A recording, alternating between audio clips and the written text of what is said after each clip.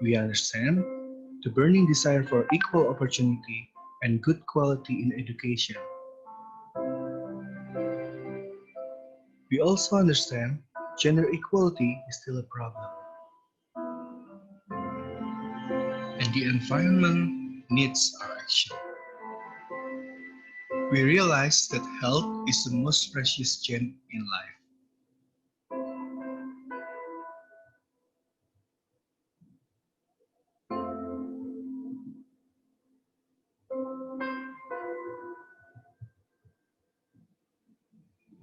Therefore, we conduct education, research, and community service as our contribution in solving existing problems. Health is one of our priorities. Thus, we aim to be a national health science center. The Infectious Tropical Disease Research Hospital is conducting various research to accelerate the eradication of diseases. We share our scientific knowledge in tapping the huge natural resources to be used in the health sector, farming, and industry. We preserve native cultures using scientific approach as a way to upgrade the quality of Indonesian human resources and create nationalist, yet globally competitive workforce.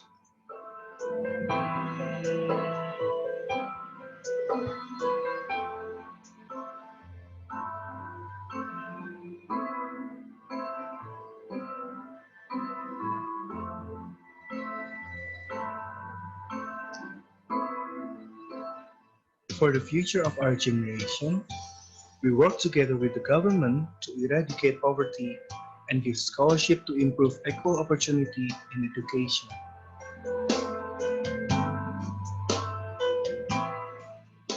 We educate excellent students and give them the understanding of values and morality, thus creating a well-equipped and balanced generation.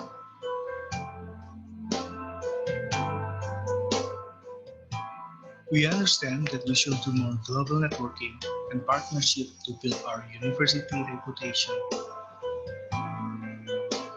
We move forward through innovation, and our consistent discoveries in science shape and embrace the world's attention and win international recognition. And today, we have started our journey towards international recognition in academic excellence. We pledge to keep working hard to make the dream come true, a fair, wealthy, and prosperous Indonesia. We strive to be an excellent university. We are Universitas Airlangga. Good morning, Professor Haavard and Janet. Professor Haavard is now with us. Morning.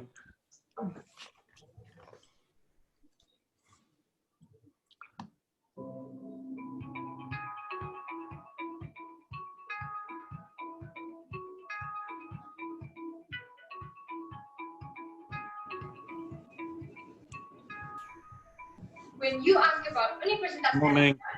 or think about applying, we will give you an insight about us. Hello, morning.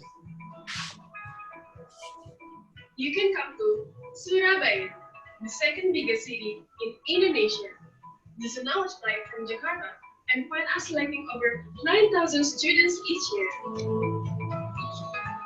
And it's easy to go anywhere from here.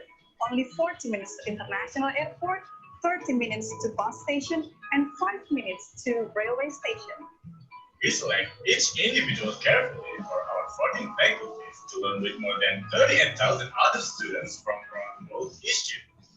You'll be learning in 3 different campuses, connected by 3 shuttle buses going every 30 minutes every day.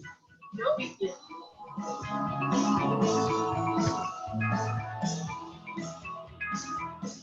There are 165 different programs consisting 39 bachelor's, 45 master's, 13 doctorate, 3 4-year vocationals, and 17 3-year vocationals. 41 specialists, 7 professional educations. Among them, there are 5 international class and dual degree programs, and also multidisciplinary programs in our postgraduate. Want to know our international class and dual degree program? Here we have medicine, dental medicine, veterinary medicine, pharmacist education, and psychology. But worry not, there won't be any people. For 2,600 of our staff are ready to assist you at any turn of your side. And almost 2,000 lecturers to answer your scientific questions, and 224 professors for more difficult ones. Or your answers could be anywhere among 118,000 collections in our library. And if you wonder, are we always the students? No, we have 39 student clubs, 9 different sports, 8 martial arts, 5 religious clubs, 7 credit and traditional arts, and 7 more others. Above all, since 1954, we are proud of our students. In 2017 alone, 444 of them are getting achievements in national and international level. Collaborating with 149 universities across the globe, we are ready, marching with the rest of the world, cultivating the brightest future of all.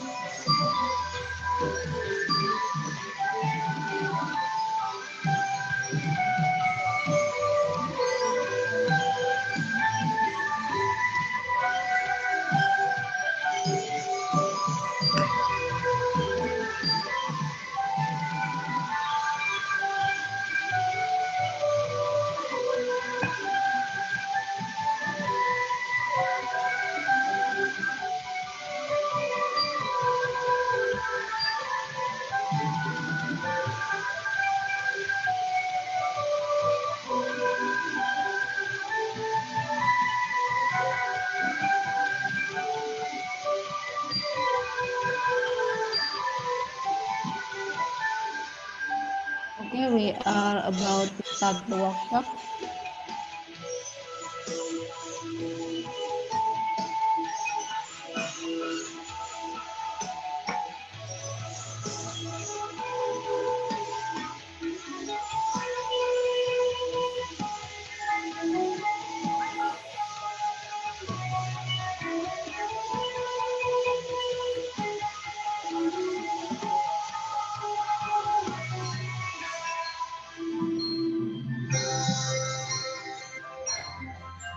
Fahri, Halo, Assalamualaikum. Waalaikumsalam. Oh Okay, ya, we Hasil sudah masuk. are about to start the workshop. Okay, Assalamualaikum warahmatullahi wabarakatuh. Waalaikumsalam warahmatullahi wabarakatuh. Good afternoon, everybody. Well, I think we can start now. Okay, Honorable, our new Dean of Faculty of Science and Technology, Professor Dr. Muhammad Yasin, and respected colleagues, ladies and gentlemen. Today we have two great speakers, Professor Haavard and Dr. Janet van Niekerk from Statistics, King Abdullah University of Science and Technology, Saudi Arabia. Okay, good morning, Professor and Janet. Morning. As we all knew, Professor Haavard is the most influential researcher in mathematics based on his highly cited paper in Web of Science in 2019. So we are very grateful to have you two here, Professor and Janet. Okay. Welcome to all participants of the International Virtual Workshop introducing R-INLA and its application. I am Siti Maufiratul Ulia from Statistics Study Program Universitas Airlangga will be hosting this workshop. First of all praises to Allah who gives us healthy conditions so that we can gather here to participate in this virtual workshop. And now we have around 70 excited participants here. So I say welcome to the workshop for all of the participants. And as the host, I will tell you the organization of this workshop, which is as follows.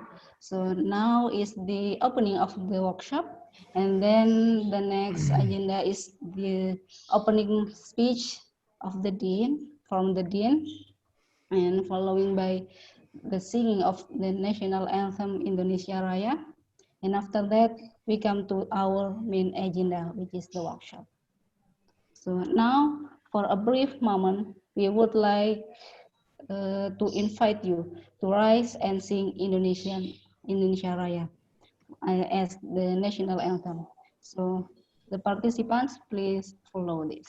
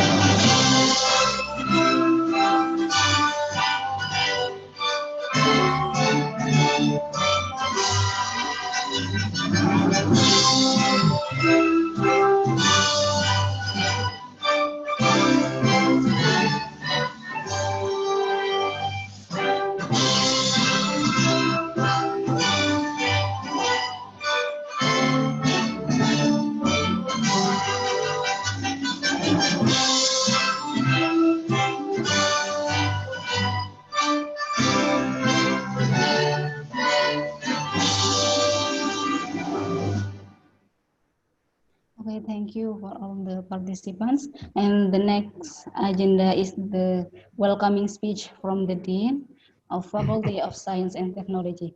So please welcome Professor Dr. Muhammad Yasin. The screen is yours, Professor. Okay, thank you, Miss Chairman. You can hear my speech? Can hear? Sorry? Hello? You Yes, can hear? clearly, Okay, yeah. Because I'm at outside for lunch. Okay, thank you. Assalamualaikum warahmatullahi wabarakatuh. Waalaikumsalam. Good afternoon. Honorable Professor Haavard and Professor Janet van Niekerk from King Abdullah University of Science and Technology, Saudi Arabia. All lecturers of Statistics Study Program Airlangga University and all participants. All pray to Allah, Alhamdulillah, we are given a chance to attend this workshop with healthy condition.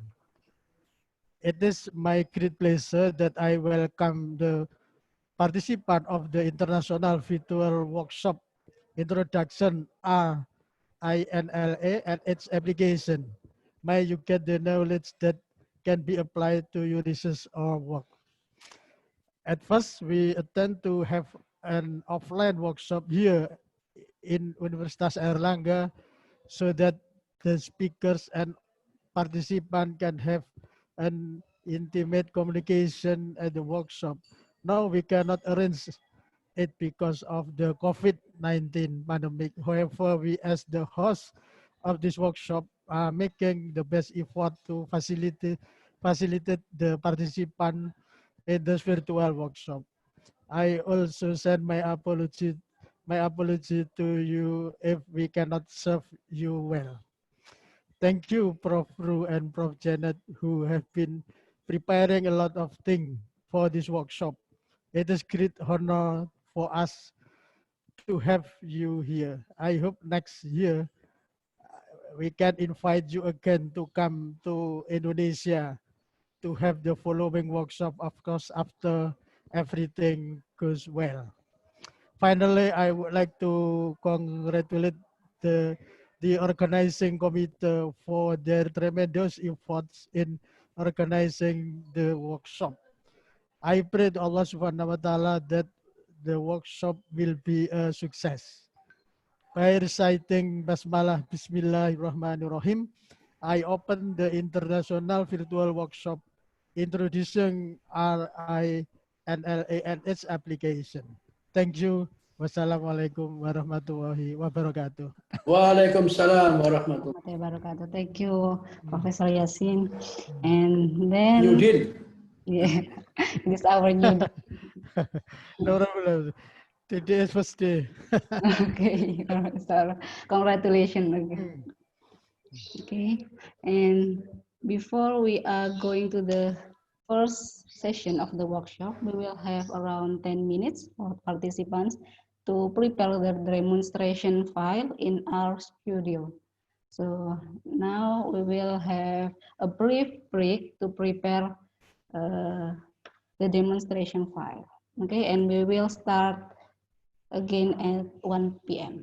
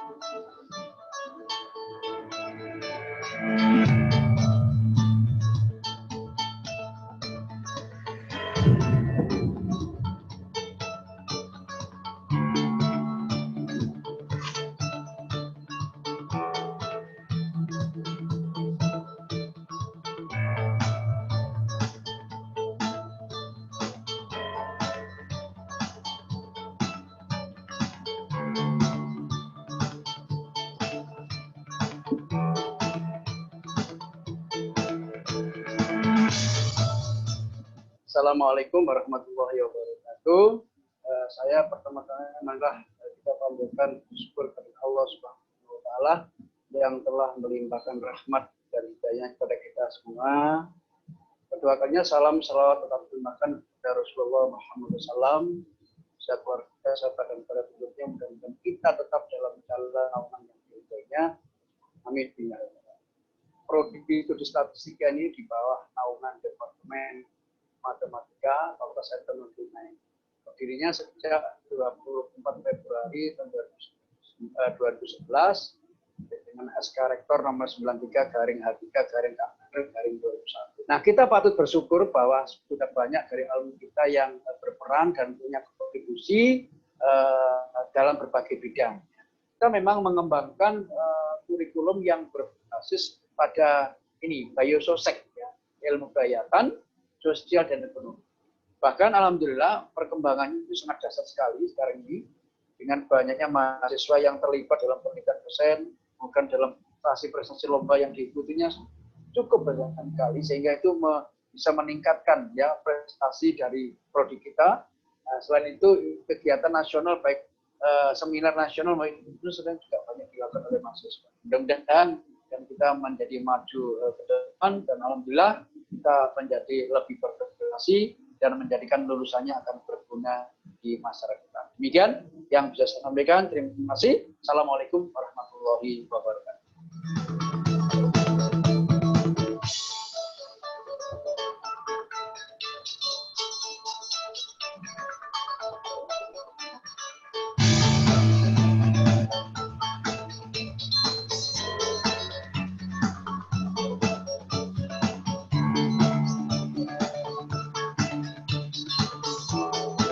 Profil lulusan S1 Statistika cukup luas.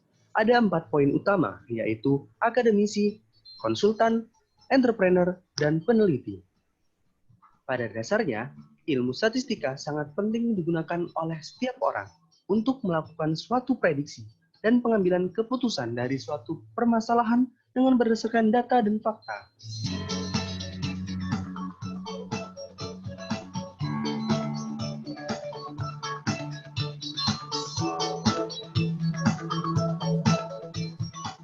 Assalamualaikum warahmatullahi wabarakatuh. Perkenalkan, nama saya Ahmad Yusuf Al-Badri. Saya mahasiswa Statistika Unair Angkatan 2017.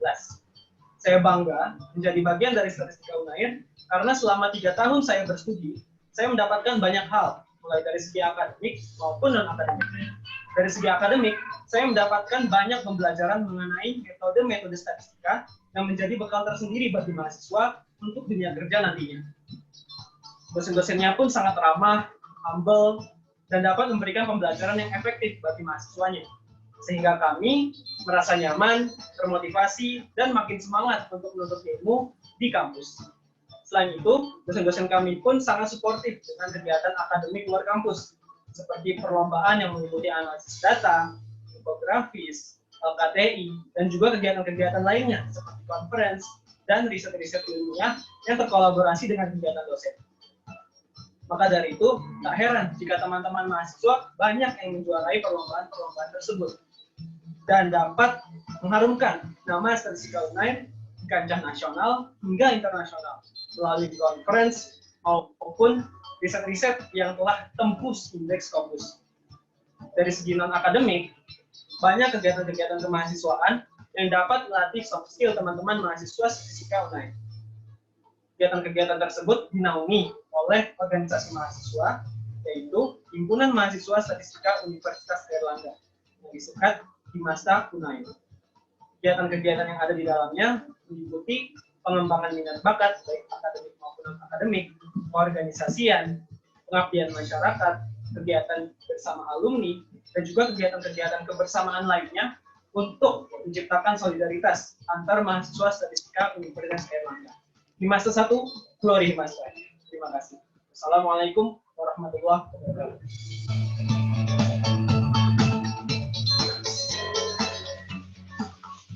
Assalamualaikum warahmatullahi wabarakatuh. Saya Delinda Yardani, mahasiswa program studi statistika Fakultas Sains dan Teknologi Universitas Airlangga angkatan 2017.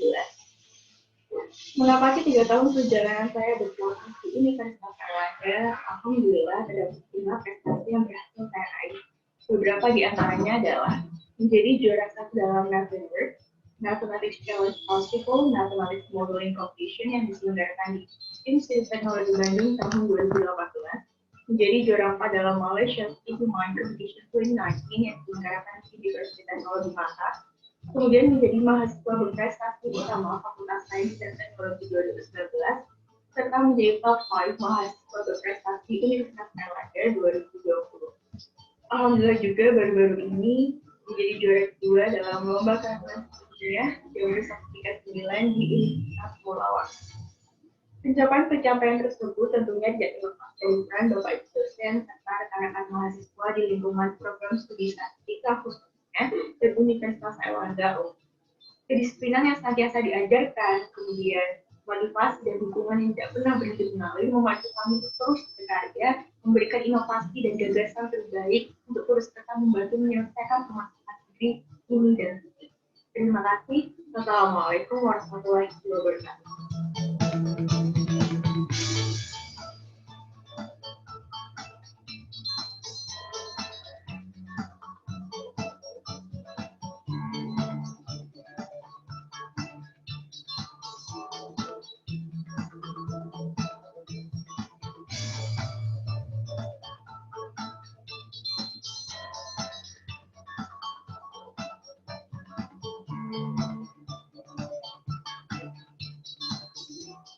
Assalamualaikum warahmatullahi wabarakatuh.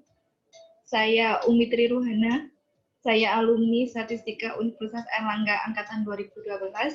Kesibukan saya saat ini, saya sedang menempuh S2 Statistika di National Chiao Tung University, Taiwan.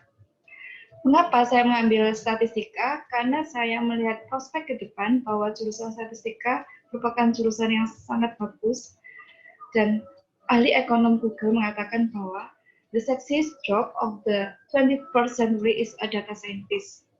Akhirnya, menurut saya, selama kehidupan ini penuh dengan ketidakpastian, maka statistika akan selalu ada dalam hidup dan kehidupan itu sendiri. Terima kasih. Bismillahirrahmanirrahim. Assalamualaikum warahmatullahi wabarakatuh. Saya Arsi Kurnia Agdami. Alhamdulillah, atas izin Allah mentakdirkan saya bisa berkuliah di statistika. Dan statistika itu adalah statistika Universitas Airlangga. Statistika menarik sekali untuk dipelajari, banyak data dan berbagai macam hal yang bisa kita ungkap melalui metode statistika dan ilmu statistika itu sendiri. Akhirul kalam, singkat kata dari saya, jadilah statistika yang bermanfaat, jadilah statistisi yang digunakan atau dicari banyak orang, statistika yang jujur dan cerdas, dan terlebih lagi bisa membawa negara kita ini menjadi negara yang lebih baik. Assalamualaikum warahmatullahi wabarakatuh.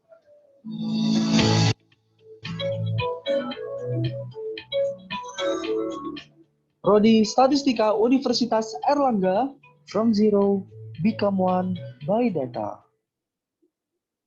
Surabaya is one of the oldest cities in Indonesia, which full of Indonesian historical heritage. Despite its rapid development, which makes Surabaya growing up as the second largest city in Indonesia, the historical heritage in this city are well preserved. In Surabaya, Universitas Airlangga is established. Universitas Airlangga is the second oldest university in Indonesia. Since it was established in 1913, Universitas Airlangga has become the best university in the eastern part of Indonesia, proven by the students' various achievements, both in academic and non-academic fields. Universitas Airlangga has expanded 40 faculties, which located in its three main campuses, Campus A, B, and C. One of the faculties is Faculty of Science and Technology, located in Campus C. Welcome to Faculty of Science and Technology. Faculty of Science and Technology is an expansion of Faculty of Mathematics and Science Universitas Airlangga, which established in 1982, and in April 10, 2008, it officially became Faculty of Science and Technology. FST has 4 departments, and each of them administers several study programs. Mathematics Department administers Mathematics, Information System and Statistics. Physics Department administers Physics and Biomedical Engineering. Biology Department administers Biology, Environmental Science and Technology, and Biology Master Program. Chemistry Department administers undergraduate and master program of chemistry, and there is also Mathematics and Science postgraduate program, which administered by the faculty.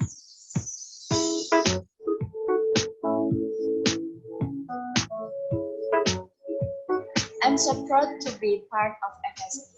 As a faculty with national and international standards, FST gives me many facilities to support my academic and non-academic activities, such as laboratories, student center, and sports center. Friendly lecturer helped me to broaden my viewpoint so that I can appreciate towards nature and environment. And the important thing that I have many diverse friends from Sabang to Merauke. The main vision and mission of FST Universitas Airlangga is to become the leader in developing science and technology and to build and develop civilized, moralized, and environmentally friendly society. To actualize that, FST Universitas Airlangga continues to develop itself to become a better study place and study destination. This is proven by the accredited and certified study programs in FST, both nationally and internationally. Hello, my name is Muhammad Hashim Fadil. I'm from Malaysia and I'm studying management.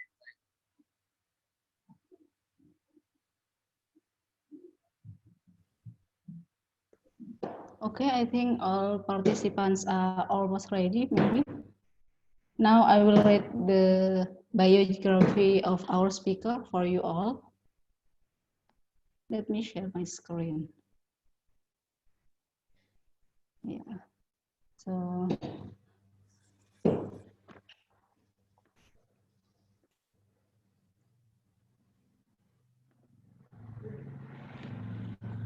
our first speaker is Professor Haavard from the Department of Statistics in Abdullah University of Science and Technology, or KAUST, Saudi Arabia. And he is a professor. His research interests are within computational Bayesian statistics and spatial statistics. And he is the principal investigator for the research group of Bayesian computational statistics and modeling at KAUST. Most of his research is centered around the R-INLA project, and he is currently one of the editors for the ISI Journal of Statistics and is a highly cited researcher according to the highly cited researchers 2019 list from the Web of Science. And our second speaker is Janet van Niekerk.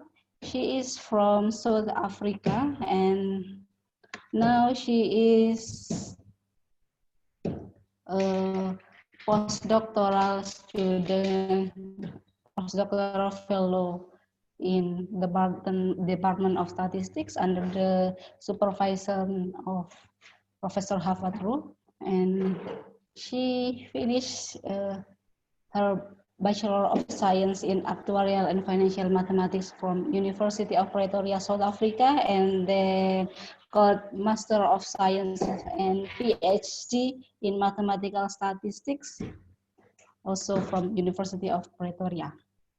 And she is the extraordinary lecturer in the Department of Statistics, University of Pretoria, South Africa, and there are lots of publication here, and I cannot call it one by one. And then she is the reviewer. She is the reviewer for many journals such as Statistical Method in Medical Research, Journal of Quantitative Analysis in Sport, Numerical Algorithm, Communication in Statistics, Theory and Methods, and South African Statistical Journal. So now I think all of the participants are ready now. And we will have a total of 90 minutes in this session. I hope there will be around 15 minutes for discussion. And for all of the participants, you can raise your hand or put your question on the chat during the session. Okay, so now for Professor Haavard and Janet, the time is yours.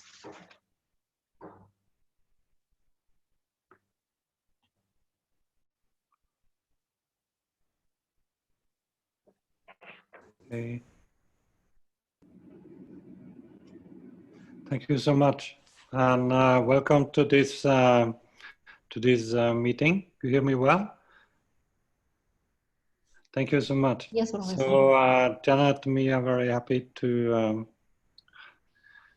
be here in this virtual meeting with you, and we are going to have a like a half-day presentation of the R-INLA project, like the program, the package, and what it can do to kind of help you in your kind of daily research.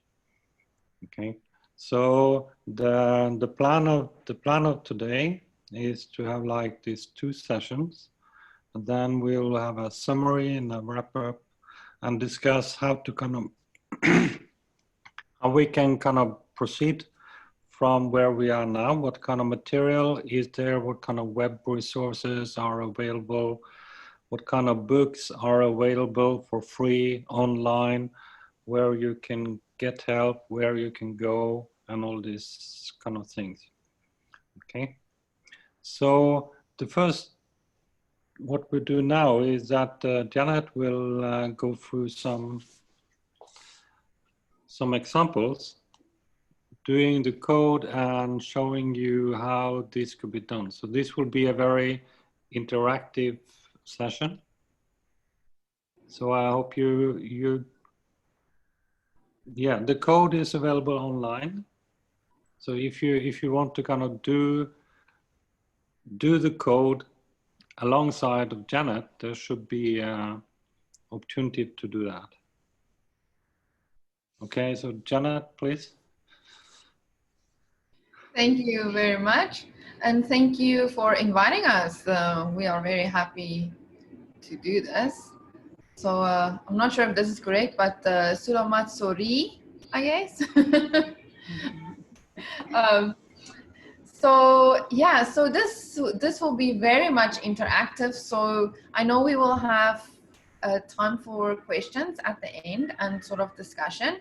But if you are stuck with something and you cannot continue working with me, then maybe ask so that you can continue straight away. I know we are many participants, so yeah, if it is something that you really need to sort out immediately, then please ask. Otherwise, I will have time at the end for questions.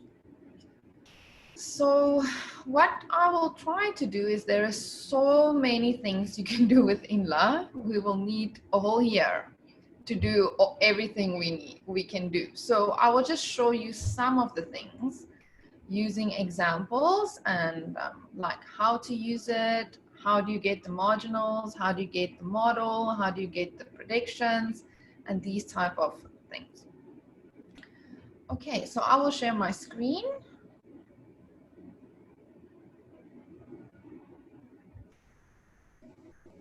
Okay. So what I have open here is the R-INLA website.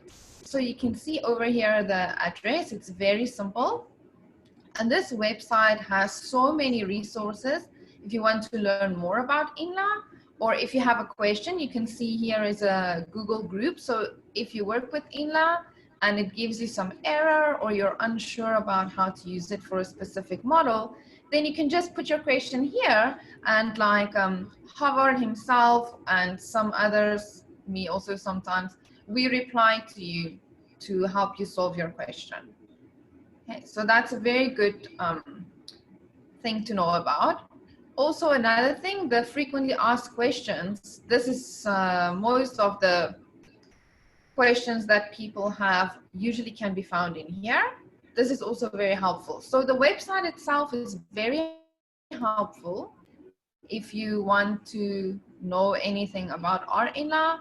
Also, when we do new work, we announce it on here. Whenever we do INLA courses around the world, we announce it here so that you can see where we will be off to next. And we hope maybe when COVID-19 is under more control that we can come to Indonesia and do a more fuller workshop. Okay. So this is the file that I sent out and I also uploaded on the web. I will share with you the link. And by the end of today, I will replace the file on the web with the complete file. Okay, so with all the codes in. So usually what we do in these workshops is we have you follow alongside us. so that you can try it yourself, so that you can see the output you get and how you can really use this and not just listen and sit. Okay, so if you can, it'll be great if you can do the examples with me, and whenever you get stuck, you just ask me. So based on Haavard's talk of yesterday, I'm sure he said a little bit about INLA.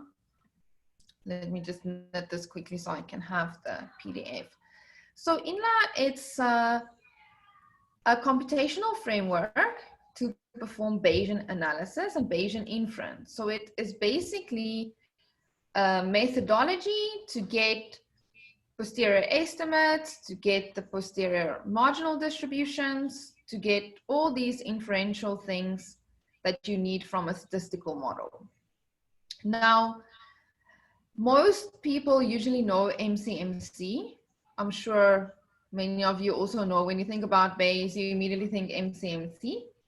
So this is not at all like MCMC. MCMC is where you do many simulations and you get a sample from the conditional posteriors, and then you hope that the sample is representative of the posterior distribution.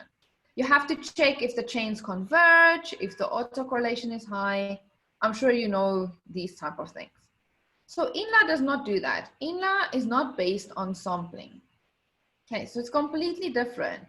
It uses math to approximate the posterior distribution as a whole.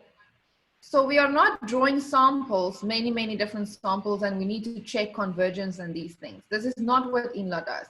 INLA calculates the approximation very accurately to the posterior distribution mathematically. Okay, no sampling. That's why it is so fast. And you will see when you start using it for bigger data sets that many data sets now, you really cannot use MCMC unless you have maybe NASA's supercomputer because it's just too slow. But INLA is really very fast.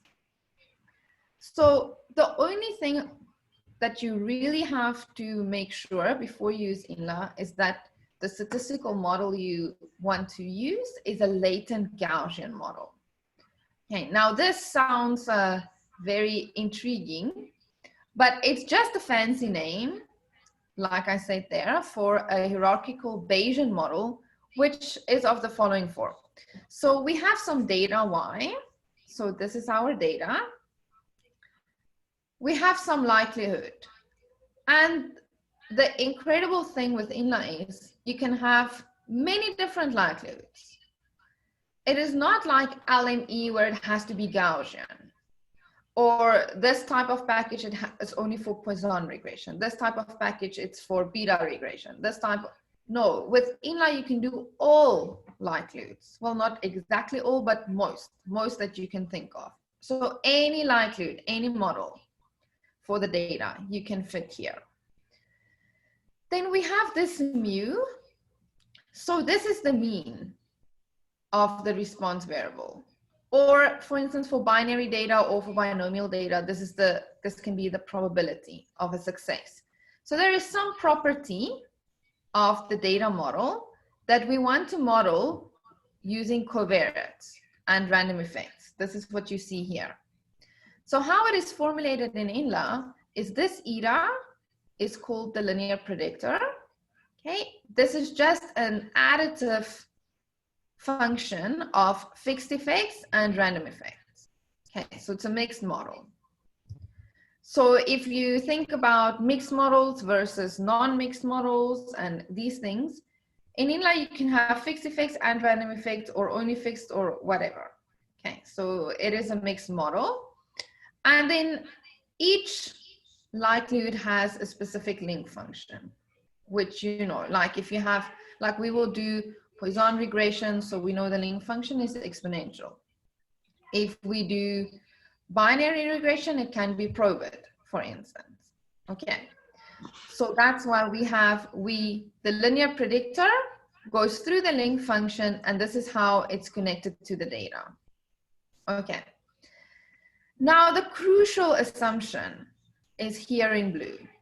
we assume that our latent field, which is the linear predictor, the B from the fixed effects, and all the random effects have a multivariate Gaussian distribution. Okay, so what does this mean in practice? It means all your like fixed effects coefficients, like the intercept, beta 1, beta 2, beta 3, these type of things, they have to have a Gaussian prior. This is what it means practically. So like a lasso prior, spike and slap prior, horseshoe priors, for the regression coefficients, these you cannot use INLA for. Okay, so practically what it means for the latent field to have a Gaussian distribution is that the priors for the fixed effects and then the random effects themselves need to be Gaussian. But then when we look at the hyperparameters, so what is a hyperparameter? What will I use the word hyperparameter for? So some likelihoods, they have some other parameters besides just the property. If we think, for instance, about the Gaussian likelihood, the normal likelihood, it has a mean and a variance, right? And usually we model the mean. So we will say the mean is some function of X and some random effect. And then the variance or the precision, which is the inverse of the variance, this is called a hyperparameter, because we only use the data to estimate it, not like covariance. Okay, so we don't put a model on the variance. The variance is just some parameter that we need to estimate from the data. And this is called a hyperparameter. So some likelihoods have hyperparameters, and then some of the random effects also have hyperparameters. For instance, if you have here a spline, so if you have a nonlinear function of a covariate, then that spline will have a precision, which is a hyperparameter. So these precision, variances, correlations, if you think about spatial models, range, marginal variance, these type of parameters, they can have any prior. Okay, so they can have any prior. So the only crucial really assumption is that you need this Gaussian latent field. Okay. You will see as we go on now, it seems, oh, that's very restrictive, but it's actually not restrictive at all. Most models in practice are this way. Okay. And if you look at this closely, you will see, because this is an additive function of random effect, you can have spatial models in this framework. Temporal models, AR1, all the AR models are of this form. Spline models are of this form. The usual general linear model, the generalized linear models, they are of these forms. Even survival models are actually of these forms. Joint models, where you have two likelihoods. These feedback type models.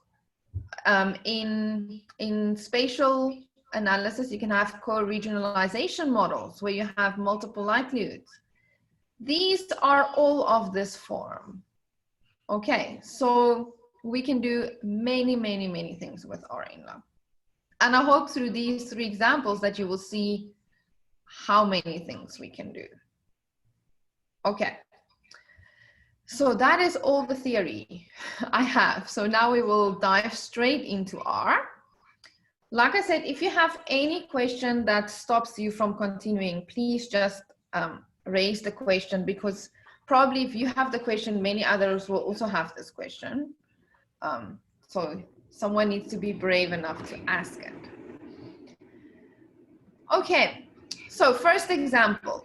This example, we want to build a model for the number of infant deaths caused by sudden infant death syndrome. So we will use this data set. It's called nc.sits. Okay, it is in one of these packages that I had at the beginning, so you should all have it. But it's good also if we look what it means. So let me just close it in here. So if you, I already opened it, but if you just type nc.sits here in the help, you will see the description of the data set. Okay, and it's in this SP data library. So here you can read through it.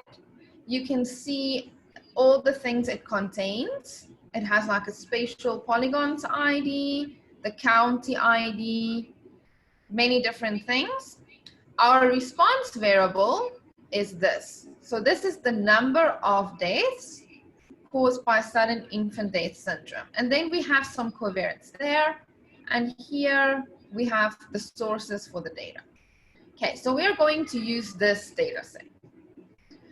Now, if we think about this data set, the response variable, so meaning this y over here, let me see, where can I find it? Okay. This y over here, the data, right? This is now the number of deaths. So what distribution do you think can be appropriate if we want to model the number of deaths? Do you think like Gaussian would work? Okay, if we think about it a little bit, we will know that no, I cannot have a Gaussian model for an account because this is a count, so it's discrete and it cannot be negative, right? It cannot have negative 10 deaths. So many actually of the R packages, they do assume that you have Gaussian data. Now we don't have Gaussian data. So what is often done? I do like a log transform and then I use Gaussian likelihood. But in INLA, you don't have to do any transformation because we can handle almost all likelihood. So here we have basically a Poisson. A Poisson can work. Okay, let's look at the data. So let us run this part. If you're not comfortable with R Markdown, just let me know. You can also copy these into the console or however you want. So I will just run those lines just to look at the data, look at the part of the data. Oh wait, sorry, let me run this first.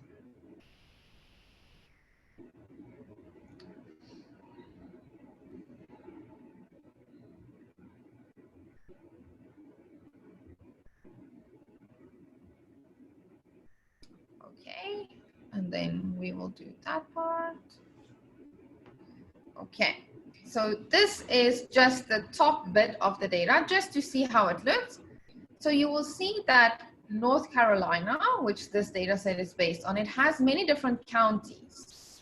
These are the county IDs. These are the number of births in each county, and these are the number of deaths due to sudden infant death syndrome. Okay, so we want to model this. This is our response variable. We want to see which of these covariates maybe contribute to SIDS. Okay, and this is a very important question because this is when infants die without any apparent reason. So if we can see if it happens more in one county maybe than the rest, you know, from a public health perspective, this could have a big influence if we know more about what causes these type of things. So we have many different variables here.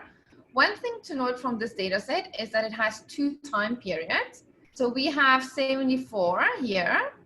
This is for the 5 years starting at 74, and then these are the same variables, but for the 5 years starting at 79.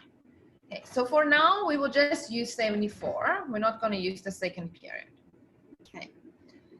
So let us just use these variables. So we will look for the 5-year period starting in 74. Now, if we are looking at count data, one thing we need to remember is that the counts, we cannot have a death, a sudden infant death, if there are no births, right? So we should keep it in perspective. If there are only 2 babies born in one county and 50,000 in the other county, of course, we expect more counts in the one with very high birth rates. Okay, not because there are more probability of dying, just because there are more births. Okay, so this is one thing we should always remember when we look at count data, is that we should look at this sort of in perspective to how many possible counts there are. Okay, so if we look at our summary of our data, here we have our summary. Okay, so you can look at them, you'll see they are all numeric. This is always important to check if your factor or categorical variables are actually factors in R. Okay, because when you do the modeling and you think it's a categorical variable, but R thinks it's a numerical variable, this can cause issues. Okay, so check your summary, make sure you know what it is. Okay, then what I'm gonna do now is I will load this file. So this is in your file already, you don't have to type it. Because if we look at this, we see that we have these county IDs and we actually have the longitude and the latitude for each county in North Carolina. So immediately, if we think about things indexed over space, we think maybe we could use a spatial model, okay? Since we have the spatial information. It's not to say we have to, but maybe we could. So if we just load, so I'm gonna rewrite this data set with this shapefile, and then I want to plot it. Okay, so what I'm gonna do is I will plot the response variable. Remember, this is the number of deaths. Okay, so I'm gonna plot the response variable using SPplot, and there you can see it. Okay, now this is the entire North Carolina state, and then these are all the different counties. Here we have from a light color to dark color increasing deaths. So we can see here we have 2 counties with really high death numbers. Okay, and then we have most of them really low counts. So remember, as I said, we have to keep the perspective of how many babies are born in these and what are the deaths number, the count with respect to the number of births. Okay. So if we look at this, we see, okay, it's indexed over space, but logically, so this is one thing I've noticed is that for some time, I'm not sure how it is in Indonesia, but for some time, many people, when they see spatial data, they just put spatial models because it's cool and I can make a map. But that's not how we should do stats, right? We should think about this. So the response variable is the number of deaths. Do we expect the neighboring county to impact our number of deaths? Just logically. What do you think? Should your neighboring country impact the number of infants dying for no apparent reason in your country? It is possible. Yeah, well, it might be possible if maybe there's like COVID, for instance, and it travels across borders. But usually in like these cases, there is no apparent reason. And then we would think that before even putting the model, maybe a spatial model would not have any spatial contribution, right? Because this is not rainfall and this is not disease which travels over borders, okay? This is just a count of babies dying for no apparent reason. Okay, so even if we can plot it on a map, it doesn't mean we have to do a spatial model. We need to think, would it make sense to assume that there is some spatial variability? Or does it not make sense? So we will do a spatial model, but just before we build a model, we need to think what we expect to happen.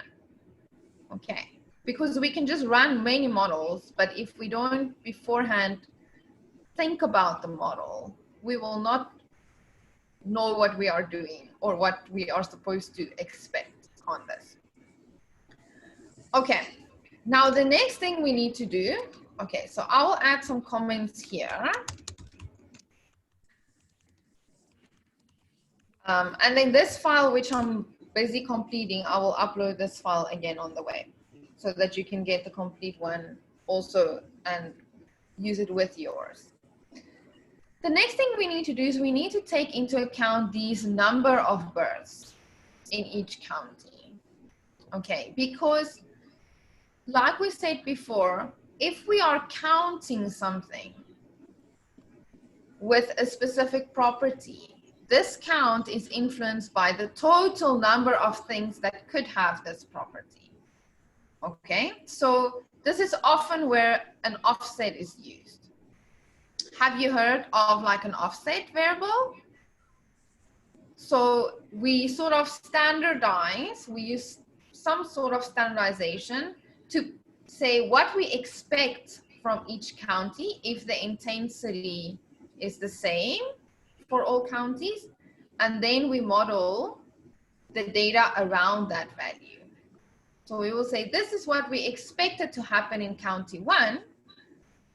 So let the data tell us if the expected thing happened, or more than expected, or less than expected. Okay, so for that we need to calculate what we expected to happen. Okay, so this is the p hat. So this is just the empiric proportion of deaths to births. And then the expected number of deaths would be this p hat. So this is for the entire state across all counties times by the birth in each county. Okay, so this is where we calculate the expected count based on the same intensity across the state. Okay, so what I'm doing now, up until now, we haven't done any INLA. This is just statistical modeling as it is. Okay, we have not gotten to INLA yet. But we need to correct these things because otherwise our model doesn't mean anything. And we don't want that. Okay, so now, and then we will use this one covariate. Okay, so for this covariate, we will just add the proportion also, just because the proportion, it's obvious, I think most of you thought of that immediately. If you work with the proportion, then this takes into account the total number of births in that county, right? So this is a good way of sort of standardizing. Okay, so now we've looked at our data on the different counties. We saw there were 2 counties, really high counts. We have calculated our offset, which is like our expected count. And then now we will build a model to see how the data deviates from what is expected in each county. Okay, so our first model that we will use is just a normal Poisson regression model. So we are not going to do any random effects now. We will just use our covariate. Okay, so this is not a mixed model for now. So what we need in INLA, okay, so I will call it result 1 for SIDS. You can call it anything you want. I will just call it this. So how we fit the model is we use INLA. Okay, so INLA, this is where the model is being fitted. We need at least 3 arguments. Okay, 1, which is the formula, 1, which is the data, and 1, which is the family. Okay, these 3 arguments we need to fit a model in INLA. Formula, the data, and the family. Okay, now the data we have is nc.sits.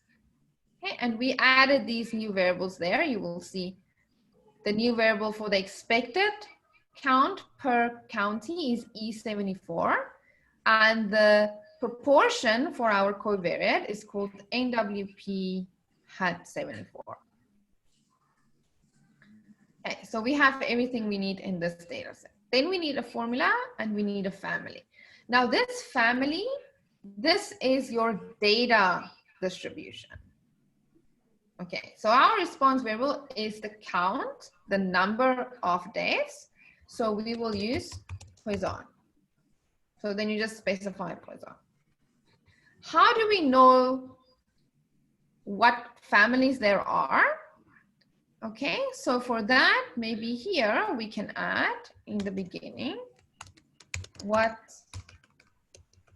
families are available. Okay, so the code you can use for that is names inla.models. Okay, and then family, likelihood, sorry, likelihood, not family, because this is the likelihood part. Okay, now if you run this, I can just show you. These are all the likelihoods you can fit in INLA. There are at the moment 68 different ones. So here we have Poisson, X Poisson, censored Poisson, G Poisson, binomial, X binomial, blah, blah, gamma, the count gamma, beta, beta binomial, circular normal distribution, log normal, exponential, generalized extreme value distribution. So extreme value theory you can do with INLA. It has survival, like the KAUST model. So survival analysis you can do with INLA. All count models, even cure models. Yeah, many. Here you will see all the zero inflated models. There are also mixed, like mixture models, the T model. Yeah, you get the idea. Many different models, and you can all do them in INLA. Now, the next question usually is, for instance, what is this? Right? I see, okay, I can put that as a family. What does it mean? So one trick I want to show you is any type of family or model you want some more information on. You can access that using inla.doc. Inla.doc. So in here, you can specify, for instance, X Poisson, because I see that is an option as a likelihood, but I don't know what it is. So how do I know if this is what I want? So as soon as you do that, it opens up a PDF where you can find these things. Okay, and then you can see, for instance, X Poisson, this is just an alternative expert version for the Poisson. Okay, so unless you really need this one, you will not use this one. Let us try censored Poisson, for instance. Let's see what that means. Inla.doc, sen Poisson. Okay, now we have here, zero inflated Poisson. So it picks up many documents with this word inside, okay? Here you can see many, many, many different things. The binomials there, all types of things are there. And here you can see all the details so that you know exactly what model you need. Okay. So for instance, here, the type 01, this is the likelihood. It's defined as probability of Y given my latent field covariance is P times 1. This is where Y is 0. Plus 1 minus P times Poisson. Okay. Then P here, P, this is a hyperparameter. This is the probability for Y to be 0. Okay. And this is reparameterized in this way. And this will be the internal hyperparameter. Now, if you just use this for statistical analysis, then this is not really important because this is internally in INLA, and this is not what you get out. But if you need some details, you can get it here. And then here inside the Poisson, this is the normal Poisson likelihood. So there you will have your linear predictor for the intensity or the expected value or the expected count. That is where you will put your data, for instance. So whatever you need, you just look at INLA.doc. Here we have exactly the same set Poisson. And here you can see the E. You remember the E we just calculated as the expected count? This is where it talks about. So the log E then is the offset of the linear predictor. Okay. So yeah, just on the side, if you want to use INLA and you don't know which families are available, you can just use this to see. And I will add here INLA.doc, for instance, this one. Okay, so it is important to check the documentation because many of the models, you know, like the gamma and the Weibull, there are many different parameterizations. So check INLA.doc to see which parameterization is built into INLA so that you know the output you get exactly what it means. Otherwise, you don't know. Okay, so we said, okay, so we know there's Poisson. We checked INLA.doc. This is what we want. This is the Poisson. So for this one, we need E, right? Because we have this offset. So what is E? E is E74 in this data set. That is what we calculated. This is our offset. The log of E is the offset for the linear predictor. Okay, so we need to tell it E.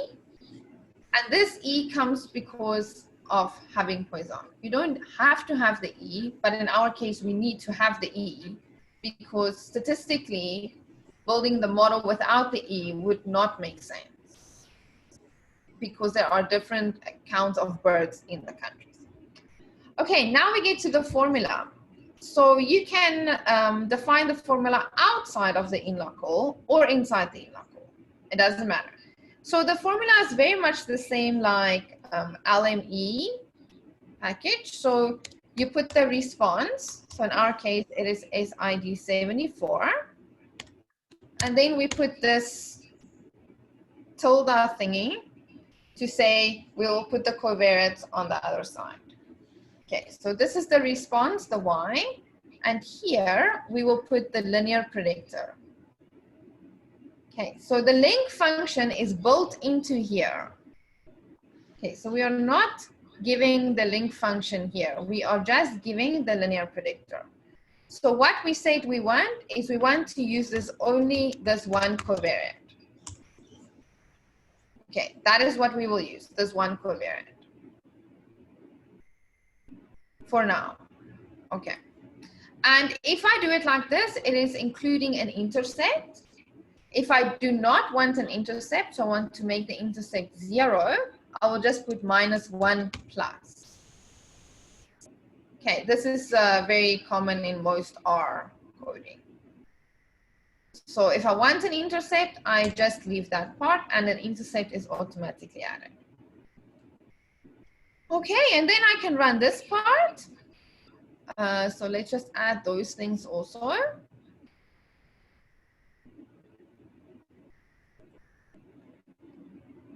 Oh yeah, sorry. Okay, this is important because here you see I override nc.sit with this spatial file.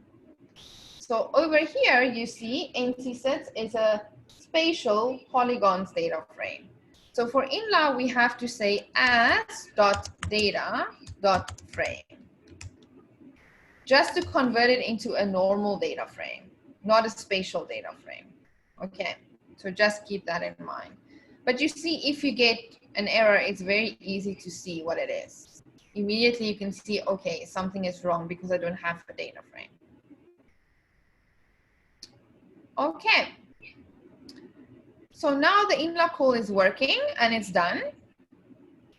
And now I can look at my results. So how can I look at my results? There are many ways. One, which is just the normal summary. Okay, so I have called my INLA model result 1 set. So now I just say summary of that and I can look at that. So here what I have is the time it took. Okay, so in total it took 5.6 seconds to run. This is the posterior mean for the intercept. This is the posterior mean for this covariate. Here you can find the credible intervals for each. Here you have the effective number of parameters, the number of equivalent replicates, and then here you have the marginal log likelihood. So the marginal log likelihood you can use as a model comparison criteria. You can also ask for the DIC or the AIC if you want to do model comparison things, and then INLA can calculate that for you. Okay, so that is just a simple model. Here you can get, if you want to write out the model, you know, you can say it's minus 0.646 plus 1.869 times this. This is the linear predictor. But if I want to look at the distributions, the posterior distributions of all these things, then I can just use plot. And I can say plot.prior equal to true. So remember, INLA is doing Bayesian analysis, right? So it means all the parameters have priors. Okay, now, like we said in the beginning, it's a latent Gaussian model. So the prior for the intercept is Gaussian. The prior for this covariate is also Gaussian. Okay, and that has to be, we cannot change that because otherwise it's not a latent Gaussian model. But the good thing is that we can make it very, very flat. Okay, so the default is a very flat Gaussian prior. Okay, so we are not making it very informative. It is a very flat prior, which is good. And that is why if you use this function, plot.prior equal to true, then you can see the prior and you can see the posterior. So let's plot this. So here you have in black the posterior for the intercept. This is the posterior distribution for the intercept with the mean and the standard deviation here. And this is the posterior density or the posterior distribution for the covariate. So this is like for beta 1, okay, in our model. The blue is the prior. So you can see the prior is really flat. So it's not messing with the estimation I want to say. So it's not a problem. It's not a problem that it has to be Gaussian because we can make it very flat like we do in this case. Okay, so there we have our posterior for our two components of our latent field. Okay, is everyone okay up until this point? You know the model we are working with?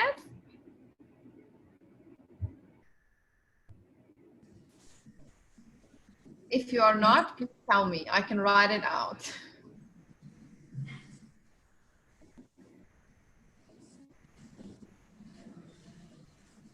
Do you want me to write it out or are you okay? Maybe it's better to write it out. Yeah, okay. Let me write it out. I also think that's better. Okay. Okay. Okay, so let us check. So what we had here was we had y, which was set 74, right? And we said for this, we assume a Poisson distribution. Okay. And the parameter is, let's say, mu. Okay, this is what we said in the beginning. We assign a Poisson distribution because it's a count. If we look at the histogram, you will see there is not really zero inflation, etc., etc.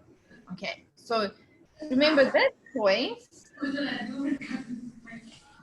This is a choice you make based on your expertise because you are the statistician.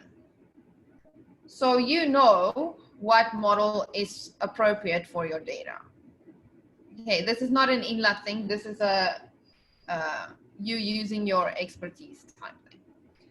Then for mu, we reparameterize this as exponent eta. Okay, so this is like the inverse link function, and this is the linear predictor, as we call it. So in the INLA literature, you will always see this thing about the linear predictor. That is where you put your covariates.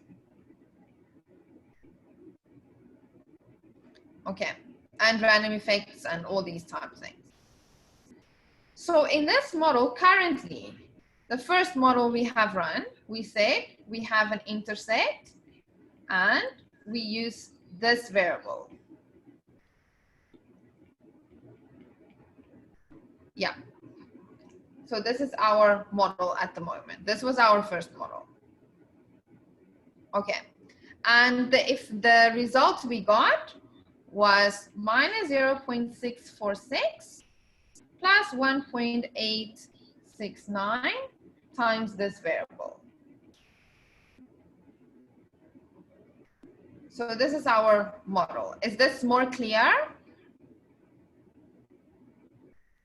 Yes. Okay, good.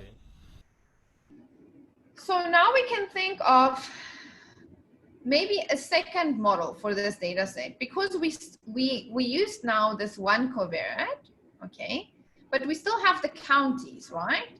So maybe we can use a random effect for the counties, right? Because maybe there is something inside each county which is not captured through this covariate NWP.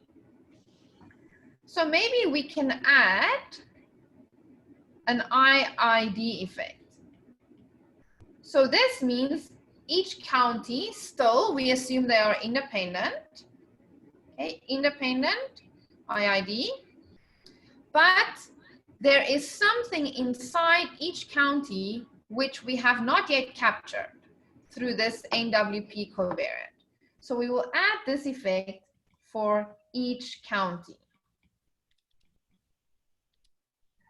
in the North Carolina data set. Okay, so what will happen now?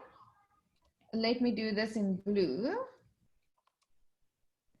The only thing that will change now is now I will add over here in my model a next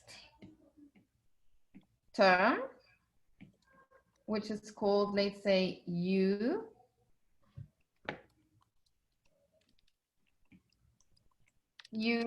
Let's call it I, for the county. So now I have a mixed model, you see, because I have two fixed effects and I have one random effect. And this UI, because it is IID, it is normal, zero mean, and it has some variance. The same variance for each county. So they all come from the same Gaussian, but each will have a different value that we think our covariate here is not capturing. Okay, so now we have a mixed model. So how do we now fit that in INLA? Okay, let me get back to this one.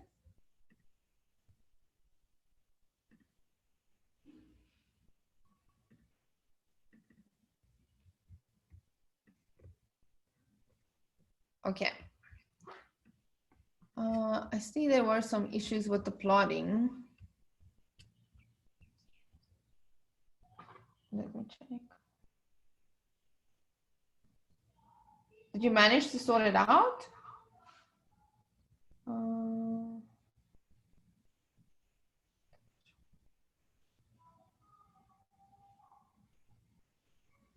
Okay, so if you are in the RMD file, it will show in this file. If you are in the console, it will show here at plots. Okay, so maybe check if that is the issue. So if you are in your RMD file and you've been working with me, you can just run this entire chunk and it should give you the summary as well as the plot here in your markdown file. Okay, so it will not be here on the side. It's supposed to be here then. So check if you can see it there. So here we have in the beginning the head of the data, we have the histogram of the response, the summary, and then there we have the plots.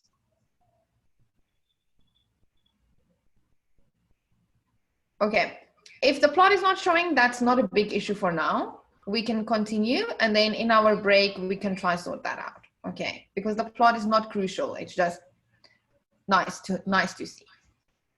Okay, so let's continue. Now, what we want to do a second model because we are thinking maybe this covariate is not enough to capture what influences this count. Maybe we need to include a random effect for each county.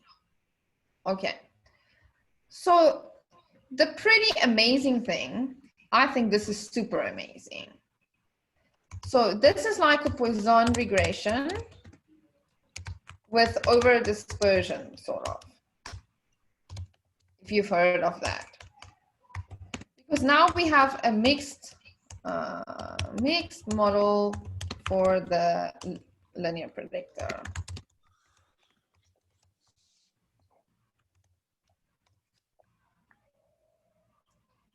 So the amazing thing now is that you can use exactly the same formula. Let's just call this result 2.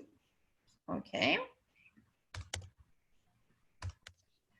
The only thing I do is here, I just say plus, and now I will just add a short thing to tell now I want this extra random effect. So we don't have to switch packages or anything. We just add this one term. And that is pretty amazing because most of the packages, they can do one thing or two things. And if you want to change your model from a linear model to a mixed model, you need to find a new package.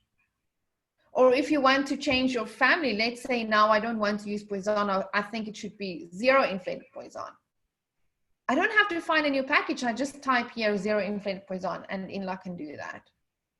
So that is what is so powerful and so nice about it, is that you learn one thing like INLA and you can do most of the statistical models. And it's very fast and accurate. So how do we add this random effect? All the random effects are added with F, not capital F, sorry, F. Okay, so this is how you add a random effect, plus F, and then brackets.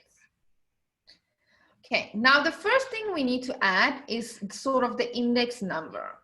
So we need to add the county number. Okay. So in our data set, remember, if we look at the head of the data set here, what did we have for the county number? It was called county.id. Okay, county.id. So this is the one we will use. And let's see over here. Here it is called county_ID. Okay, so you have to make sure that you use the correct index. So we will use county_ID. County_ID. So first you put your index. So this is like the observation number. If it is a spatial effect, you put like the polygon number or whatever. It's the index number. Okay, that little I in the UI. This is the I. And then what we do is now we need to state what kind of random effect it is. And that we do using model equal to. Okay, this is for all random effects. Model equal to, this tells INLA what type of random effect we are adding. So like we said, we are adding an IID effect. So it means for each index in this variable, we will have one value coming from the same Gaussian with 0 mean and specific precision. Now this precision or variance, this variance is a hyperparameter, like we said in the beginning, right? So this hyperparameter, it can have any prior, and you can change that prior. So while we are talking about priors, inside INLA we have default priors. So this is if you don't say anything, there are priors that are used. But you can also change the priors. Like maybe you want to change the prior for beta 1. Maybe you want to change the prior for the intercept. Maybe you want to change the prior for the variance of this random effect, for instance. Okay, that you can do, that's fine. So what we do is, first of all, we need to know what is the default priors. Okay, so maybe let's add that also here at the top. What families are available? What are the default priors for the fixed effects? Okay, so this is like for beta 0, beta 1, beta 2, these type, the usual betas we have. Here I can use inla.set.control.fixed. So here you can see many things. Okay, so for fixed, fixed.default. Oh, not family, fixed, sorry, I clicked on the wrong one. Fixed.default. So if you look at this line, here it tells you, okay, the mean for all the fixed effects, okay, is 0. So we have Gaussian 0.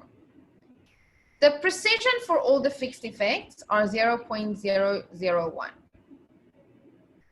Okay, so this is for the beta 1, beta 2, beta 3, beta 4, beta 5. These two are the parameters for the intercept. So for beta 0, because beta 0, we have to handle that differently to beta 1, beta 2, beta 3, right? Because it's not, it doesn't take information from the covariate. So these are the default priors. Okay, so 0, 0 means precision of 0.001. So this means the variance is 1000 because the precision is the inverse of the variance. And then for the intercept variance, it tends to infinity. So it's very, very flat. Okay, completely flat. These priors are very flat. Now you can change them if you really want to change them. But I mean, if you want something that's not so flat and you have a good reason for that, then you can change the precision. You can also change the mean, but you cannot change the fact that it's a Gaussian prior. Okay, so you can change the parameters, but it has to be a Gaussian prior. And these default priors, they are very good priors in the sense that they are very flat. So unless you have a very good reason to make them less flat, then I suggest to keep them as they are. Okay. Now for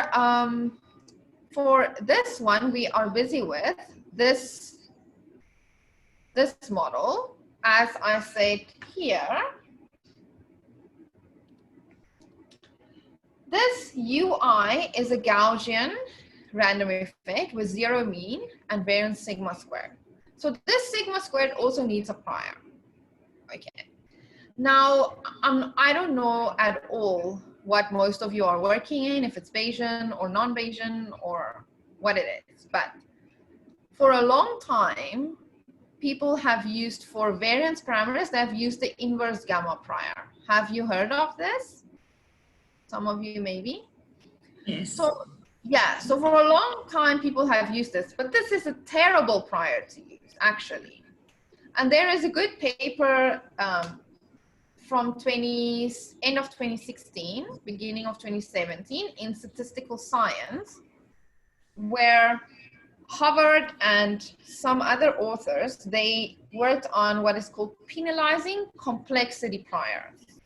So I will type it here, penalizing complexity priors. So these are good priors for hyperparameters. And this is an ongoing project. We are still busy doing this. So in this type of framework, a very good prior was derived for instance, the variance of this random effect. Okay, you can read all about it. So that is the default prior. It's a very good prior because it contracts the variance to 0 if there is no random effect. What does a variance of 0 mean? So if I have a Gaussian 0, 0, where 0 is the variance, what does that mean practically? Do I have a strong random effect or do I not have a random effect? Not having random effect. Yeah, exactly.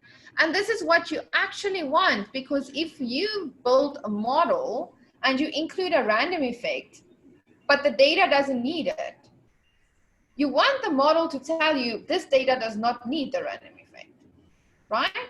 You don't want a model that will just put a random effect even if it's not needed. And the issue with the priors, the previous variance priors, like the inverse gamma, it actually cannot go to 0. So it will never put a variance of 0. So you are forcing an IID effect even if it's not necessary. But now we have the PC prior, so it's called PC for short, as the default. So in terms of priors, all the default priors currently are very good priors. You can read about them. What are they? For instance, if we do inla.doc IID, okay, so we can do that. Inla.doc IID. So here we have all the different IID things. I'm not going to go into the most difficult ones. Let's just do the easy one. Not this one. How do we know? Yeah, sorry. Someone asked something? Yeah. So how do we know that whether we need random effects or not? Yeah, so this is the thing. You don't really know, right? You build a model because you think, okay, maybe I need to account for the differences in counties, which are inherent to that county and not captured in this covariate. But then you would want the model to tell you if this is not good to put in, right? You don't want to make a model and the model just runs away and it does whatever it wants. So this is why this PC prior is so great, because it will go to 0 if the data does not support the random effect. Okay, whereas before the PC prior framework, you sort of had to do it with the effect, without the effect, compare the model comparison criteria, look at the fitted values, all these things. But with the PC prior, you will see in the results, as we will see now when we run this, the PC prior makes sure that if the data is not supporting this random effect, that the variance actually goes to 0. And we will see this in the summary. And then this is an indication that, okay, maybe I don't need this random. The data does not advocate for this random effect. Okay. So let's run this model. So you saw it was very easy. We just added this part. We didn't have to do anything else. So let us run this model. And then once again, we will look at the summary of that model. Okay, and so now I have it both places. Okay. Intercept, again, we have the posterior mean for beta 1 with their credible intervals over here. And now we have this extra part, which we didn't have before, right? If you look at your summary of result 1, we did not have this part because we did not have any random effects. Now we have a random effect. We have an IID random effect for the county IDs. Okay. Now we say this UI, this UI, has a Gaussian 0 mean distribution with variance sigma squared or precision tau. which the model needs to estimate. This is a hyperparameter. And here you can see the posterior mean for the precision. Health education campus of Case Western Reserve University. Okay. And if your operation warp speed has said exactly the same thing. Are they both wrong? Well, I've spoken to the companies and we can have it a lot sooner. Okay. Okay. Anyway, so this is the posterior mean for the precision. So if this is the precision, which we said is the inverse of the variance, what does this tell us about the variance?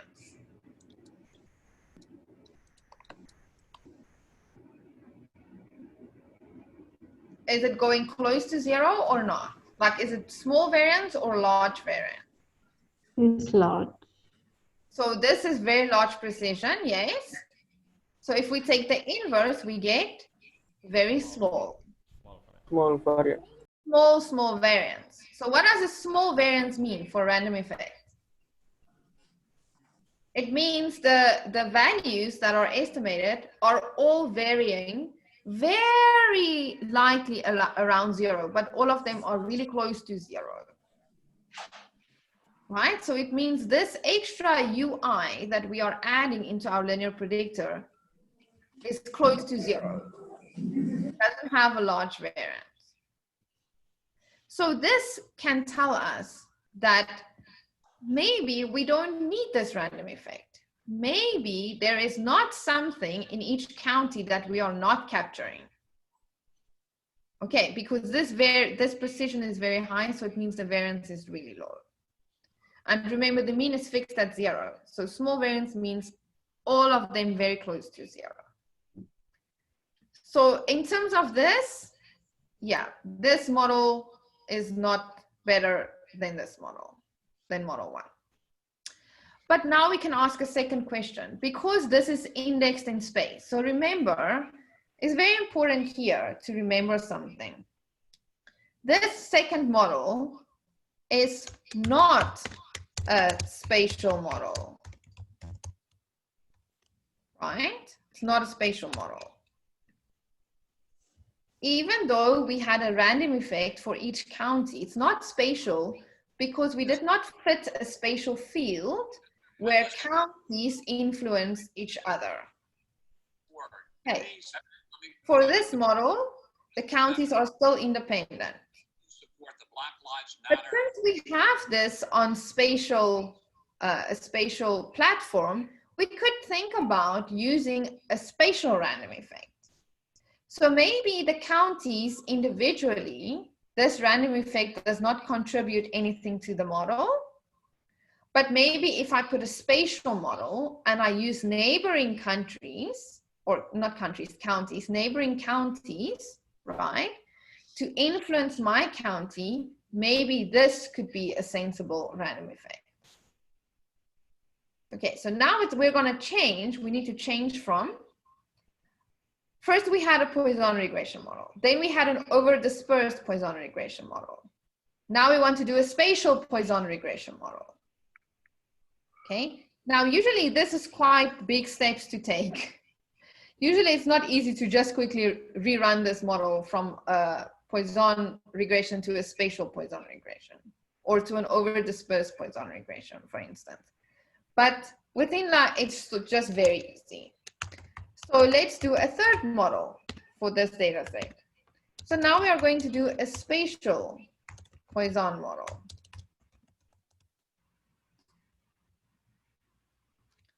Okay, now, okay, so we will say it's a spatial mixed model for the linear predictor. Just so that when you look after this course, you know what we are doing. Okay, and this is a spatial model.